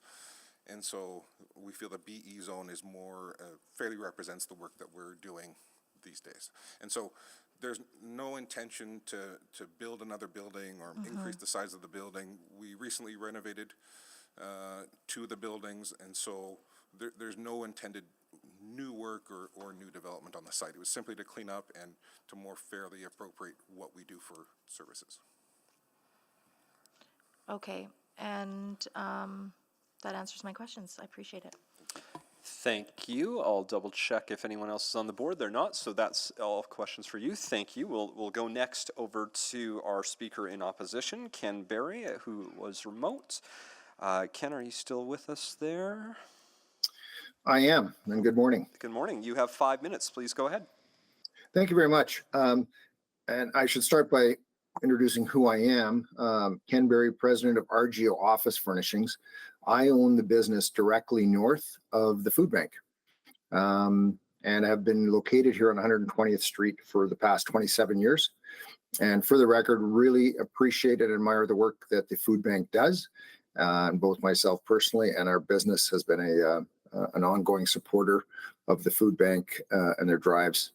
My opposition really is to draw attention to and concern about the overall congestion and or increased traffic that I think this zoning may result in. And to put my hand up and just say, I think the city needs to really look at the infrastructure and what's going on 120th Street to properly accommodate these changes. In the last, especially 4 or 5 years with the expansion of the food bank and other businesses on our street, the vehicle traffic is quite significant. And there's a couple of scenarios that really concern me. One is the use of parking and access to a new gym that has gone up on the east side of the street, across from the food bank and across from our building, that attracts families and children, school buses, those kinds of things. And our infrastructure around here just doesn't support that. The food bank itself and the patrons that it attracts, both from the north off of Kingsway and the south from 111th, there just isn't sidewalk capacity, or the ones that are there are absolutely deteriorated to where they're, parts of them are complete gravel. As a result, food bank patrons are walking up and down the street, oftentimes with children, with a wagon, with a shopping cart, trying to get by and to make ends meet. And on the west side of the street, there's actually angle parking, which makes it very hard to get in and out when the traffic is high. And on the east side, there's parallel parking. So my concern, not only for the staff and the people that work in this area, but also all the pedestrians, traffic that exists. The street simply cannot accommodate it, and has not been planned or maintained in a way that allows for that to be accommodated. So truly it is a concern around safety and just the increased or the perceived increase in both vehicular but also pedestrian traffic. Thank you very much. I do know there are questions for you from Councillor Stevenson. Councillor Stevenson, please go ahead. Yeah, thank you so much, and thanks for being here this morning. Certainly hearing these concerns as well. Just wanted to confirm if you have been looped into some of the advocacy work that the Kingsway Business Improvement Association is doing on this matter. Yes, and I've been encouraging them to do that. Great to hear that. I'll certainly have some follow-up questions for our city staff just on those points you've raised, but just want to say thank you again for being here today and for the advocacy that's happening in this area. Thank you very much. I'm not seeing anyone else. Hold on, just hang on. Councillor Rutherford has put up her hand, so even if she can't click on, I'm just going to go to her right now. So, Councillor Rutherford. Yeah, just to get a sense with the concerns you brought up, I'm also very familiar with that street because the ward I represented, my former neighborhood, was Inglewood, which is just on the shared use side of this industrial area.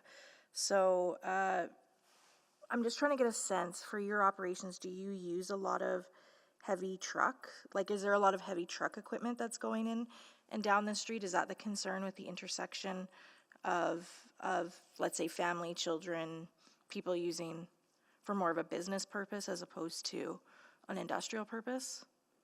I can just tell you that there are a lot of 50 52-foot trailer trucks that do come and go from the area, including into our building.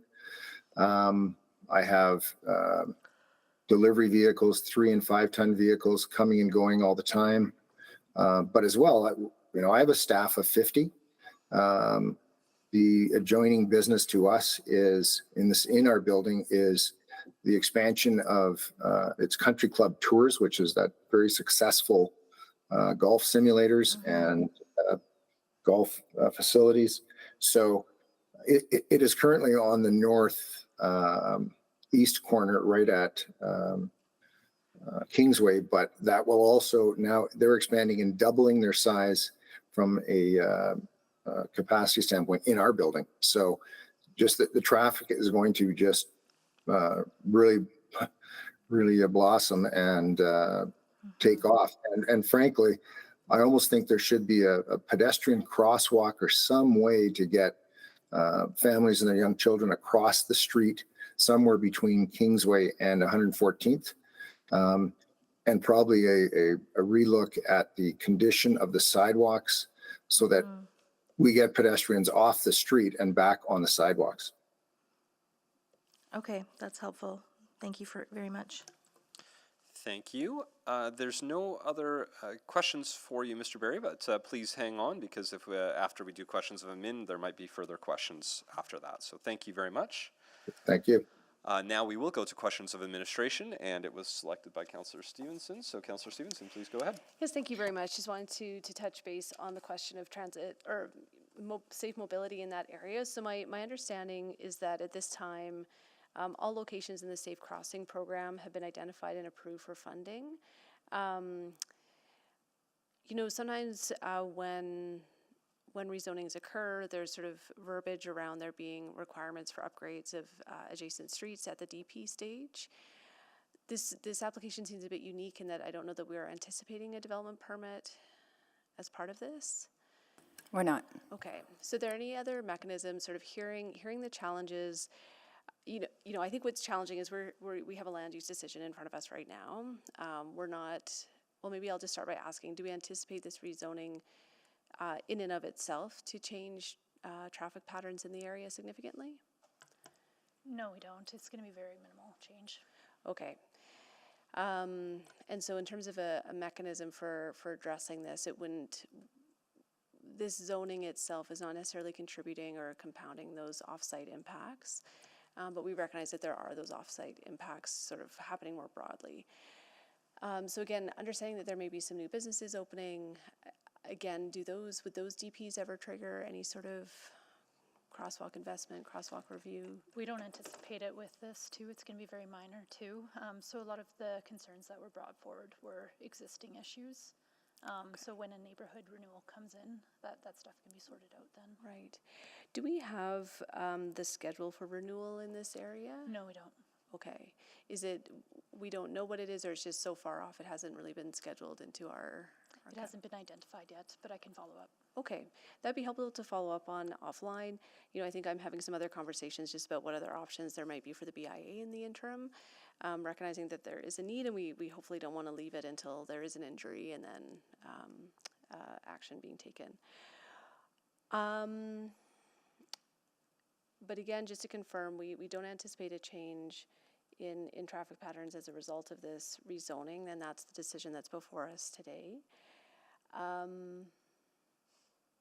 I'll leave it there for now and just hear my colleagues' questions and comments as well. Thank you.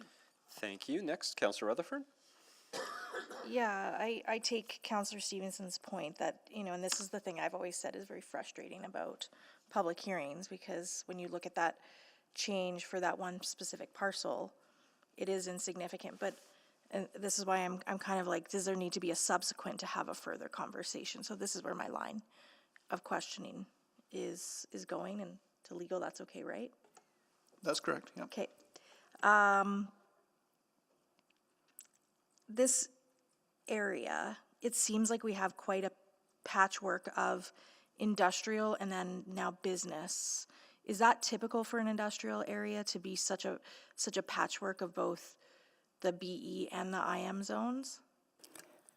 Yes, so, and BE used to be IB, Yeah, right, okay. in 12800. Yeah. Yeah. So it's intended to be a transitional zone. We But a see transitional zone, but it's like, it's not transitioning. It's like, there's an IM, there's a BE, there's an IM, there's, in this area, it seems like. yeah, that is the transition. Like that is how it transitions over time. Each parcel, depending on the use, we see this quite commonly in Prince Rupert, right? And even as we go further north, for this whole stretch of industrial, converting over time to BE, which allows for more of that commercial use and more flexibility.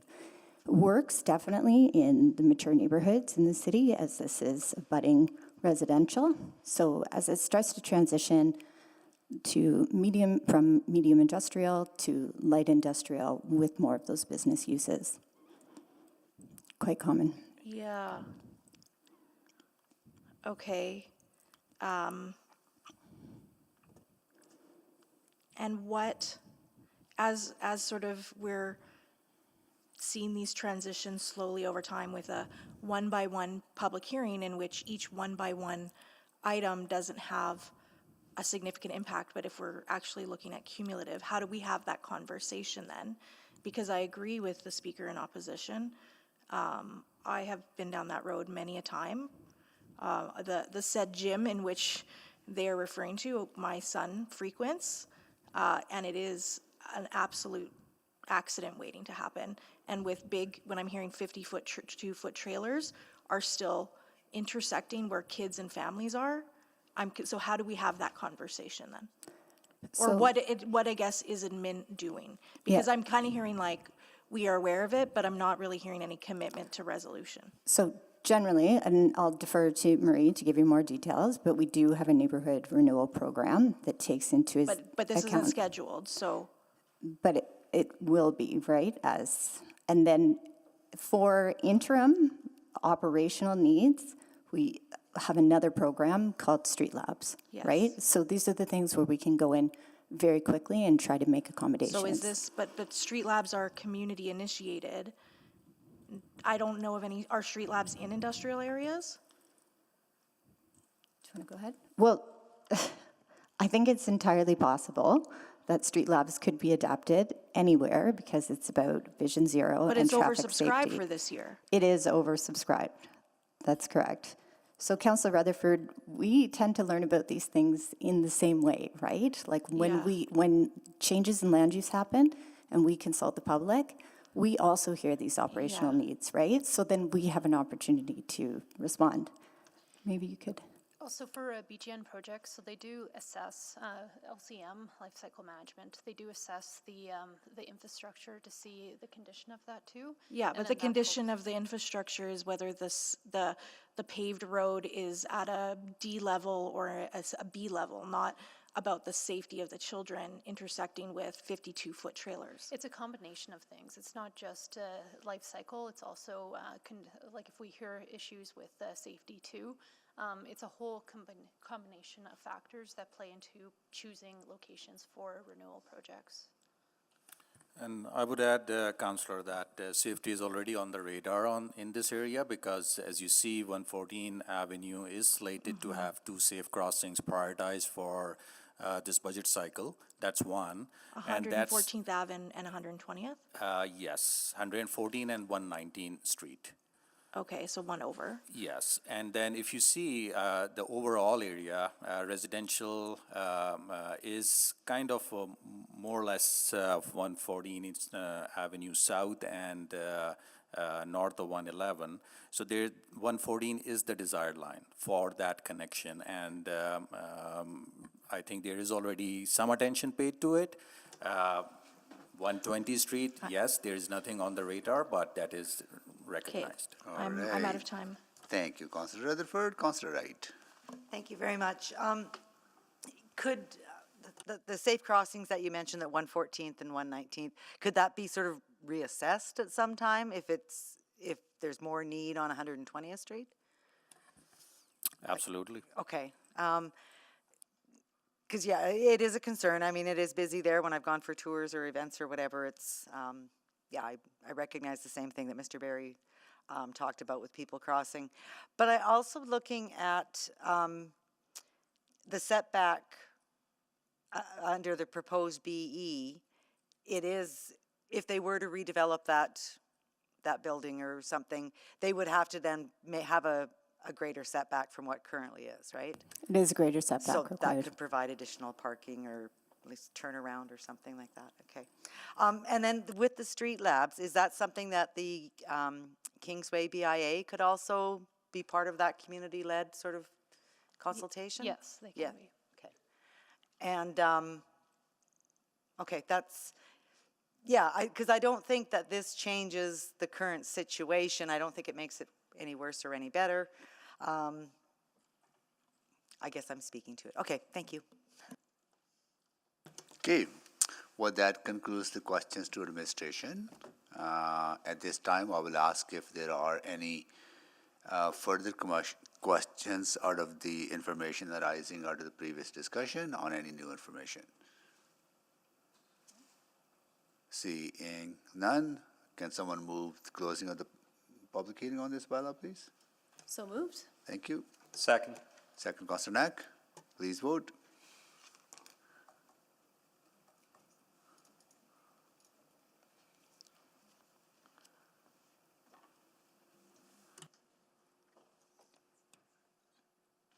We have all the votes. Display the votes, please. That is carried. Mr. Mayor, I'll move first reading of item 3.9. Second. Okay, all right. We have first reading on the floor. Anyone to speak?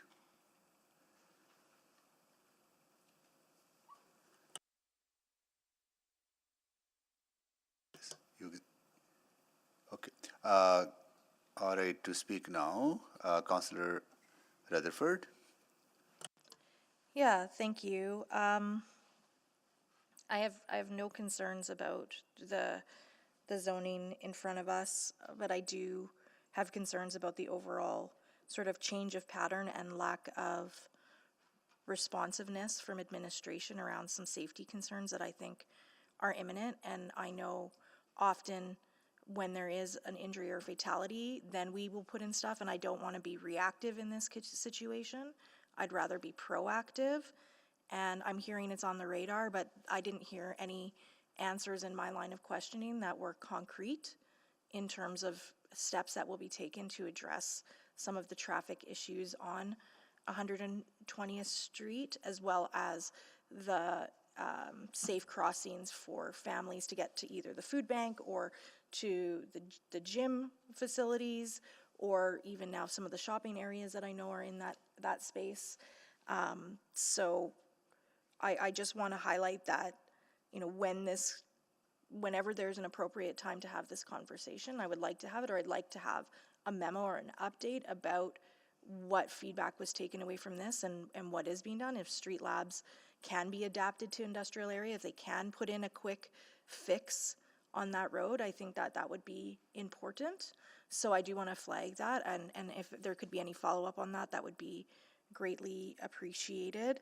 I'm also curious about this specific area when we have our discussion on the industrial action plan, and amongst other industrial areas. I think this one doesn't really have any kind of planning to it in terms of what we actually envision this wanting to be and how that contributes to the Edmonton and the city plan. So those are my overall comments so far, but you know, this food bank does great work. Keep continuing to do that great work, and thank you for choosing this location to serve Edmontonians. Thank you, Councillor Rutherford. Councillor Tang. Yeah, thank you. I just want to echo Councillor Rutherford's point. From a land use perspective, I think keeping the rezoning to keep some of the zones more consistent absolutely makes sense. So I'm very supportive of that, and I want to appreciate Mr. Barry for bringing forward this concern. I'm also a parent whose child participates in the gym across the street, and I'm very familiar with that area, and I'm aware too that a couple of years ago the gym expanded footprint because of the demand of the programming, which is great. It's largely pick up and drop off. However, every time I go, it's extremely scary to cross the road. The street parking, for families have expanded further down into even into kind of the streets adjacent to the food bank. And each time I go to the food bank, it's incredibly busy. I think this conversation has highlighted, some really critical pain points in the streets there, and I have no doubt the ward councilor, the BIA, will be following up on this. I'm worried about Street Lab as well because it's a highly subscribed program, even at the neighborhood level, and if this request doesn't get in there fast enough, it will be put off for yet another year. And I would encourage administration to think about perhaps other tools that we can leverage. In any case, just want to really support what the speaker had to say, what some of the concerns that's raised. But yes, supportive of this rezoning. Thank you. Thank you, Councillor Tang. Councillor Stevenson to close. Yes, thank you very much. Thanks to everyone for being here today. First of all, the food bank for the work that you do, and very pleased to hear the support of my colleagues and myself for this rezoning. Whatever we can do to streamline the amazing service that you provide to our community, we are happy to do. So thank you for that. I also appreciate Mr. Barry for coming out today and adding his voice to the many that I'm hearing from that have a lot of safety concerns along 120th Street, as apparently do two of my own colleagues as well. As these employment areas shift over time from heavier industrial to lighter industrial, we do start to see these conflicts between users. Having a really systemic approach to how we do that and how we manage that, not only in this industrial area, but throughout our employment lands, I think is a really important question for us to be tackling. We've often focused sort of our safe mobility around residential areas. We focus a little bit around main streets for walkability, pedestrianization, but we haven't necessarily turned the same attention to these types of areas. So I'm excited by the conversation that's been spurred publicly today about how we do that better as a city. I know that our city staff have heard the concerns and, just want to recognize the constraints that they work under. Our Street Labs program is fully subscribed. That's the budget that we provided. So I think as a council, this is a great example about maybe what we need to look at to expand, bolster that work that's happening, because we see the value that it has in a situation like this. Also working through some challenges, mid-block crossings. The Kingsway BIA is a very willing and able partner to support some adjustments on this street, but there aren't actually any, for example, painting a crosswalk to make it safer. But there aren't actually any crosswalks on the street, and so they can't paint it. So I think there is an opportunity for us to look at our standards, how we can be flexible with that so that we can have those interventions in the short term before something terrible happens, which I know we all want to avoid. I look forward to continuing to work with administration on this. I know even there's been an ask to ensure that 40-kilometer-an-hour signs are posted, which they aren't currently. Potentially having more enforcement in the area, just looking at everything that we can do, all the tools that we have to help make this a safer space for everyone. So thanks again so much to my colleagues, and I hope that everyone will support this rezoning. Thank you, Councillor Stevenson. So please vote.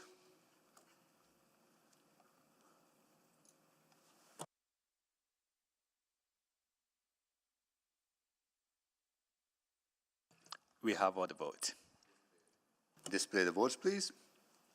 That is carried. Move second reading of item 3.9. Second by Councillor Knack. Please vote.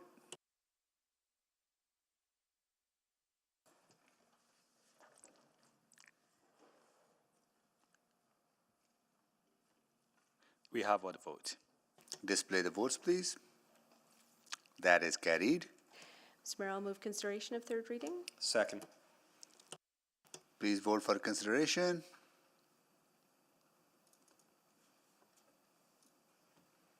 We have all the vote. Display the votes, please. That is carried. Thank you, Mr. Mayor. I'll move third and final reading of Charter Bylaw 20797. Second. Okay. Please vote for the final reading.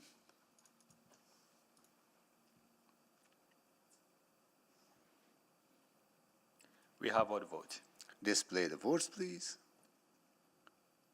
That is carried. Okay, we are on to our last item, item number 310, Clean Energy Improvement Program. And I have a process questions to Jamie. Don't go anywhere, Jamie. Don't go anywhere. Right. So Councillor Rice exempted this for voting purposes only, right? But that means the bylaw is open, right? So we have to close the bylaw first. That's correct. So that does create the public hearing. You'd want to close the public hearing. Cool. Good question, Mr. Mayor. Well, I got the answer from Councillor Knack, right? But I thought I'd better confirm that with your legal mind, Mr. Johnson, right? Okay, all right. Huh?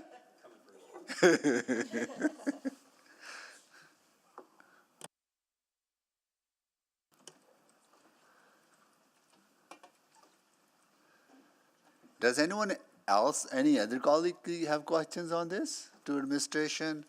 No, and Councillor Rice only exempted for speaking purpose. Oh, Councillor Tang, you have questions to administration on this? Yeah, just a few, just to get some clarity for myself, if that's okay. Yeah, go ahead, please. Yeah, bylaw is open. Yeah, I think it's really exciting that this is transitioning to the permanent program. I just wanted to maybe clarify a few things that I was looking at in the report, just in terms of the, I guess, non-residential applications. Does the administration feel like the climate has changed? Sorry, the environment has changed, that we might see more uptake on the non-res side?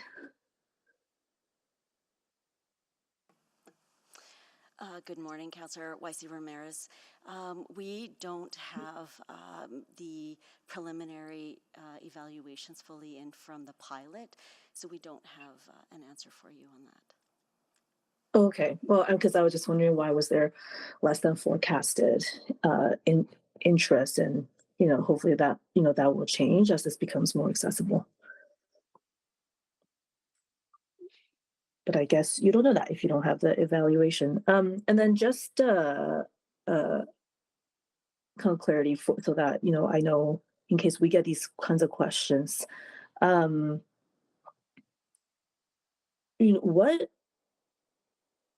would happen if interest rate change? It would just kind of be incorporated as part of the agreement.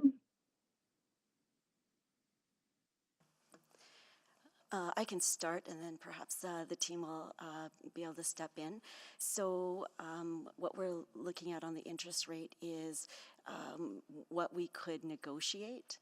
And so that would be incorporated into the program per tranche, but I'll let finance continue the answer. Yeah, that's correct. Any finance rate, the interest rate that we get through our exploring our financing options would be passed on to the property tax owner. But I guess I'm just meaning, like, interest rate change every year. Are you negotiating kind of every year, or are we going with that, or is there going to be sort of a time period that this is this is good for?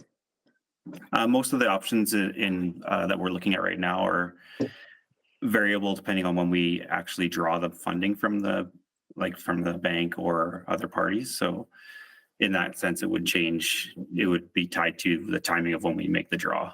So if interest rates go down in 2025, then we would secure financing at that rate. Okay. And then when someone sells their property, the new owner would kind of pick up the property tax, I guess, repayment process, right? That's correct. Okay. And then what happens if people don't pay it back? Would it just go through our normal property tax channels when people don't pay their property taxes? Yeah, I can speak to that one. So the recovery process would be the same for any other property tax accounts that's in arrears or behind on payments. Penalties would be applied according to the typical schedule, same as with any other account. Okay, great. And then the tax, the software program will be upgraded, or it's already been upgraded. And was this the only reason Or was there other needs? I believe there was a variety of needs for keeping track of both the tax specific information, but also payment details and other program stats have been built into the program. Okay, great. That's all from me. Thank you.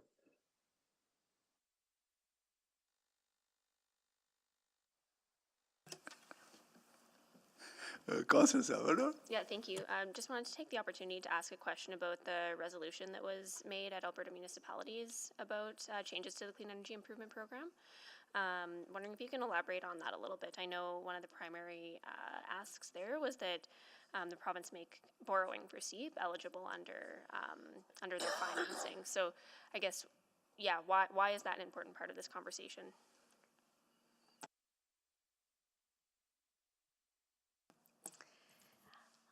So it was one of the opportunities. You're speaking specifically about the resolution on borrowing. Yes, yeah. It would certainly help to be able to use that, and so that was what we were asking for. Right, and I guess when this program was first envisioned, was at the full implementation of the program, was it envisioned that we'd have access to that? It was a question that we would need to have that conversation in order to implement. Is there more to that? And I guess what I'm wondering is our ability to scale up this program to the level that was originally envisioned limited by changes that need to be made at the provincial level? So one of the more practical difficulties with this program as written is our limitation on who is willing to fund this. So of course with private funders are obviously looking for investment return, whereas from a municipal perspective, we're looking to give individuals the best interest rate possible, which means the lowest interest rate possible. So it's very difficult to often find a funder who is kind of willing to play by those rules within the program as it exists. So the best option would be for a long-term program to have a very stable funding mechanism, which would be through another level of government, including the provincial government. And is that how the pilot program was So the pilot program was funded through the Federation of Canadian Municipalities, which is a federal kind of offshoot program, and they have funded a number of the programs from what I understand, but they are I don't know what their current position is right now, but also all of their funding came with very specific terms and conditions as well. So we do have to play by the rules of the funder at the same time. Thank you. Thank you, Councillor Salvador. Councillor Stevenson. Thank you. Yes, sorry, I just wanted to dig into the question around multifamily and just wanted a bit of clarity in terms of the response from the provincial government on that request, the advocacy request. So it just notes that consideration should be given to multi-residential buildings regarding mechanisms for repayment. Do we have a bit more information on that? Sorry, in terms of where the resolution is at, or why we need, or why we asked for the resolution? No, I guess why are we still not seeing that being implemented? Because I think it's a great approach and much needed. Yeah, absolutely. Our understanding is that there will be more discussion later this year. Okay, so that's still very much alive. The answer back from the province wasn't no. I guess I was just trying to understand why the mechanisms for repayment would be different for multifamily than they would for non-multifamily. Councillor, I believe that's how multifamily is defined. It's in between residential and commercial, and so the resolution that is put forward is to kind of clarify that definition and allow for it to be defined as a commercial property, which enables them to have access to the larger financing amount. Sure, yeah, and I think, again, having access to the larger financing amount is absolutely the goal and the intent. Just clarifying, is that for rental unit, like rental buildings, and also condo buildings? I had understood that the restrictions still applied to condo buildings, and just wondering if there are complications given that each unit would be individually titled. Yes, there are complications. That is something we are looking into legally to get an answer on. One of the main difficulties is, of course, with condo buildings, not only is there a unit owned by the individual property owner, but then there is also common property. Yeah. But yes, a number of other municipalities are very interested to see what our answer will be on that. Okay. Because it seems to me, like I'm just trying to think of, right, because it has to be two. Okay, anyway, thank you. Glad that we're working through that. Just want to take this opportunity to reinforce, I think how important that work is, so appreciate you taking that on. Thank you. Thank you, Councillor Stevenson. So, Councillor Salvador, you want to close the public hearing on this? This was at the executive. Is it of the public hearing of the bylaw? Because it's technically open again, right? Yeah, so of the public hearing on item 3.10. Second. Councillor Knack. Okay. All right, please vote.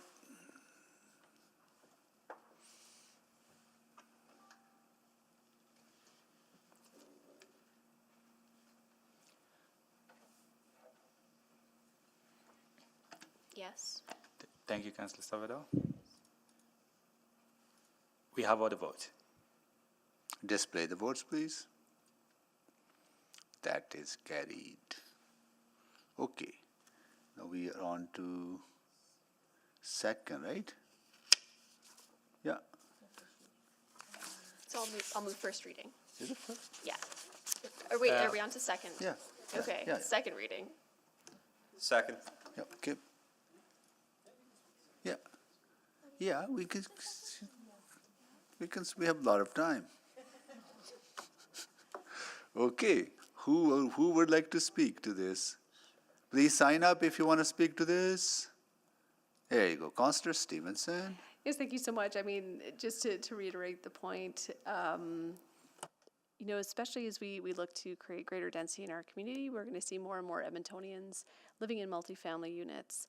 Those Edmontonians have just as much impact on climate change and just as much desire to do their part to help mitigate it as much as possible, to make their buildings more energy efficient, more affordable, more comfortable as well during our changing climate. Looking to work through those very difficult challenges, it is a lot of work, but the value there is immense. So really appreciate the team continuing to take that on. I'm also just really excited by the program overall and the opportunities it provides to us to invest locally. So, the fact that we are using some of our short-term bond funds, our money market bonds, instead of putting them into the stock market, we're actually investing them in our community in a way that supports Edmontonians directly. I think that's an outstanding approach. Would love to see greater opportunities for us to do that moving forward. And thank you again to the team for working on this. Okay, Councillor Rice, go ahead, please.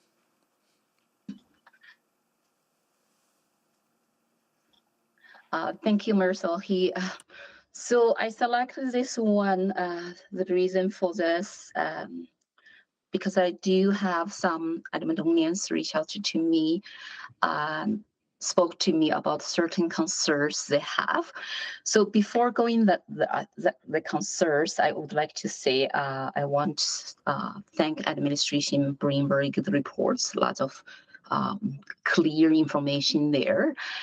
Specifically, the concern related to fuel sense, I would like to share with my colleagues.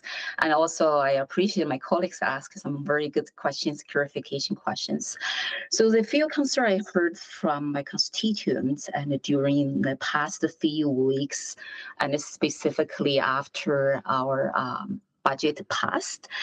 So for this program become from pilot to the permanent program, it's indicated very clearly and in the reports, page 4, and talk about the borrow money for the $20 million for the next 3 years, 2024 to 2027. So the concern brought up, there are two concerns related to this.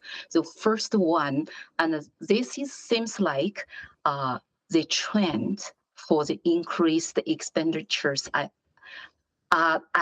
per houses, and from pilot 35,000 to right now 64,000 per houses.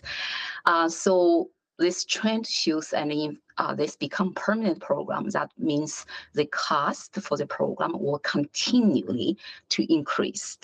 But who is going to pay this cost and these expenditures?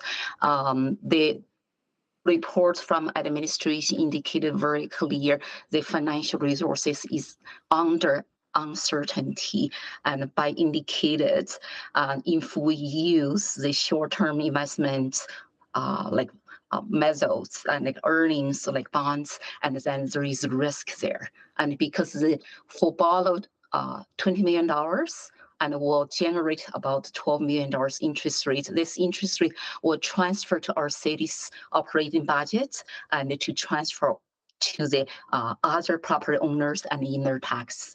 And so this concern brought and by Edmontonians talk about 300 units picked up and with 16 non-single house among almost over 500,000 private developments, and then is a concern for them. What's the benefit? What's the benefit bring back for 300 homes to have this program and paid by our city's other property owners? So the concern really clear said, because right now I heard very clear and loudly is property tax is already increased significant this year. So Edmontonians are looking for our city council to find some savings to avoid for the continued tax increases. And also, they ask us to focus on to deliver some necessary core services at this moment. So I know I voted yes, and for the first reading back to February. But from report is not demonstrated very clear what's the benefits for the entire city's other property owners, and what is a huge benefit. And Edmontonians could say for this improvement program, specifically if we become the permanent program and will keep increase the financial burden for our city, we have keep increase the borrows and keep increase the tax rate, and in the future, that's I heard clear through the answer today and to one of my colleagues' questions. And so with respect and to the clean energy improvement program and what is being proposed today, so I do not believe at this moment Edmontonians taking additional debt and the additional expenditure in our operating budget at this moment is necessary. So I would not support this bylaw.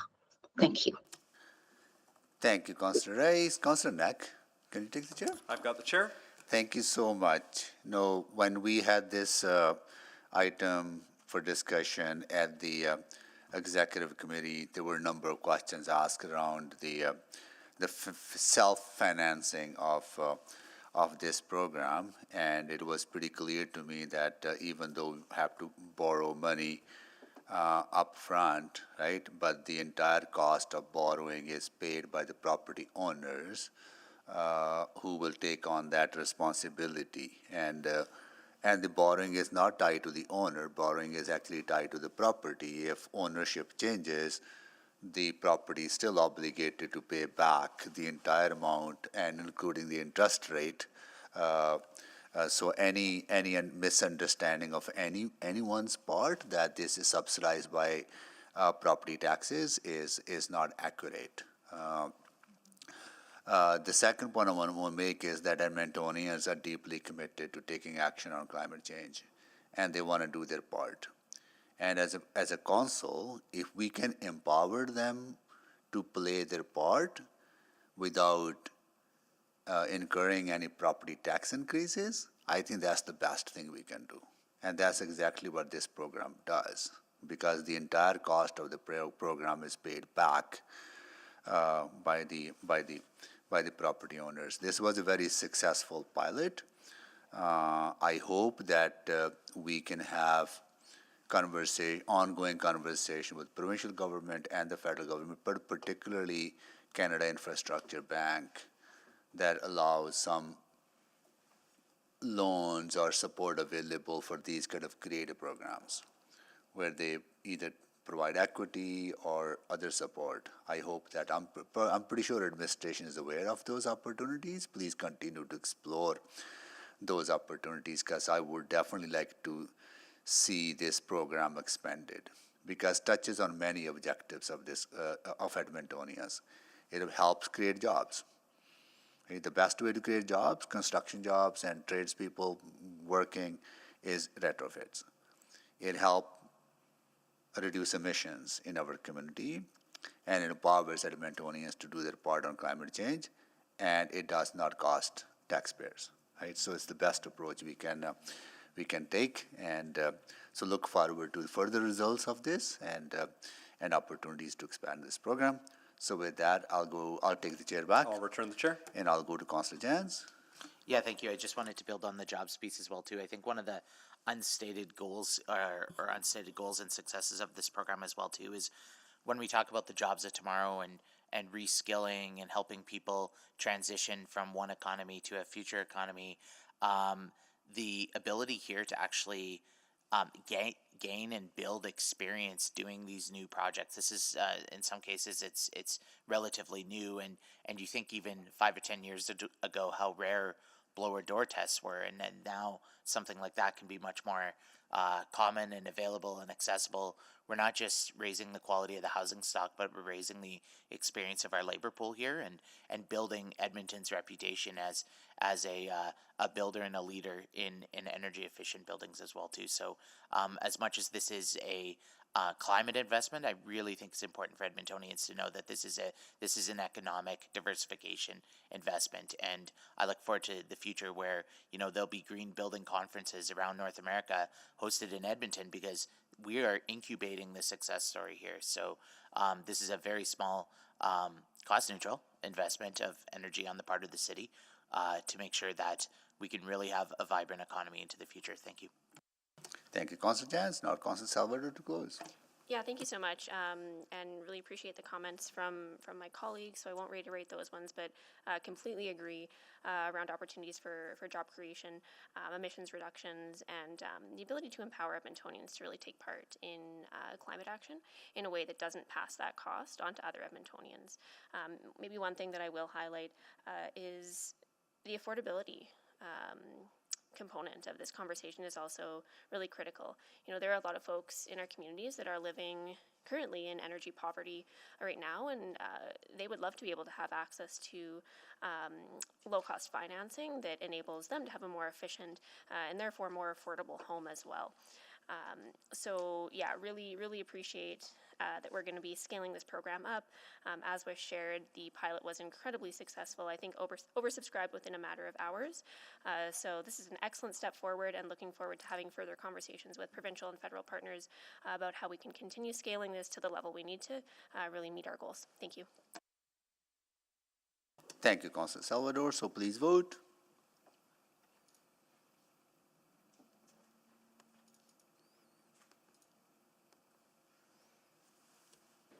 Apologies, I got kicked out of eScribe. Yes for me. Thank you, Councillor Tank. We have the vote. Display the votes, please. That is carried. Okay. Councillor Salvador? Yeah, I'll move third reading of bylaw 20678. Second. Okay, please vote.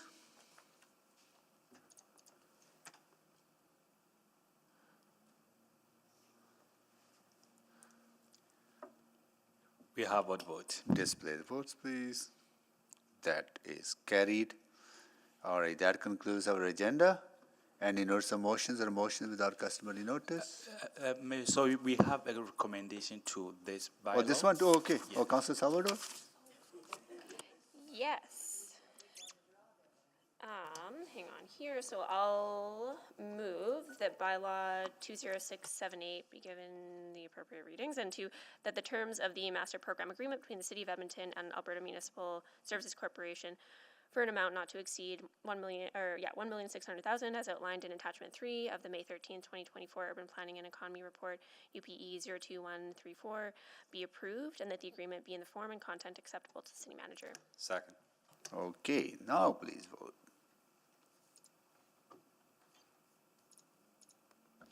Point of order, and Mr. Mayor. Yes, Councillor Rice? Just for the procedure questions, and this is a part of this bylaw. So if we voted no to the first portion, and then sure when this is one is separate, I thought in the report it's a part 2, right? We'll go to our legal counsel to seek advice. So the bylaw does advise that we will enter into this agreement as well. So it gives us the power to enter into the agreement. This section asks for us to be giving the signing authority to enter into that agreement. So from my understanding, you wouldn't be able to vote yes, I don't think, on this if you voted no to the bylaw. Yeah. Oh, no, sorry. No? I think you can vote yes to this. I'm sorry. Give me 1 minute. I might have to ask Jamie Johnson. I'm not as familiar with the public We'll go to hearing. Jamie, but I think like if this recommendation flows through the approval of the bylaw, and if you have issues with the bylaw, you probably want to vote against this one too. Otherwise, your vote will be more kind of contradictory. That's correct, because the bylaw itself is what gives us the authority to enter into the agreement, whereas this motion just provides us with the signing authority for the agreement itself. Good. Okay. Is that clear, Councillor Rice? It is. Thank you very much for clarification. So this is part 2 of that recommendation. Okay. Okay, so please vote. We have all the vote. Display the votes, please. That is carried. Now, any notice of motions or motion without customary notice? Seeing none, we are adjourned.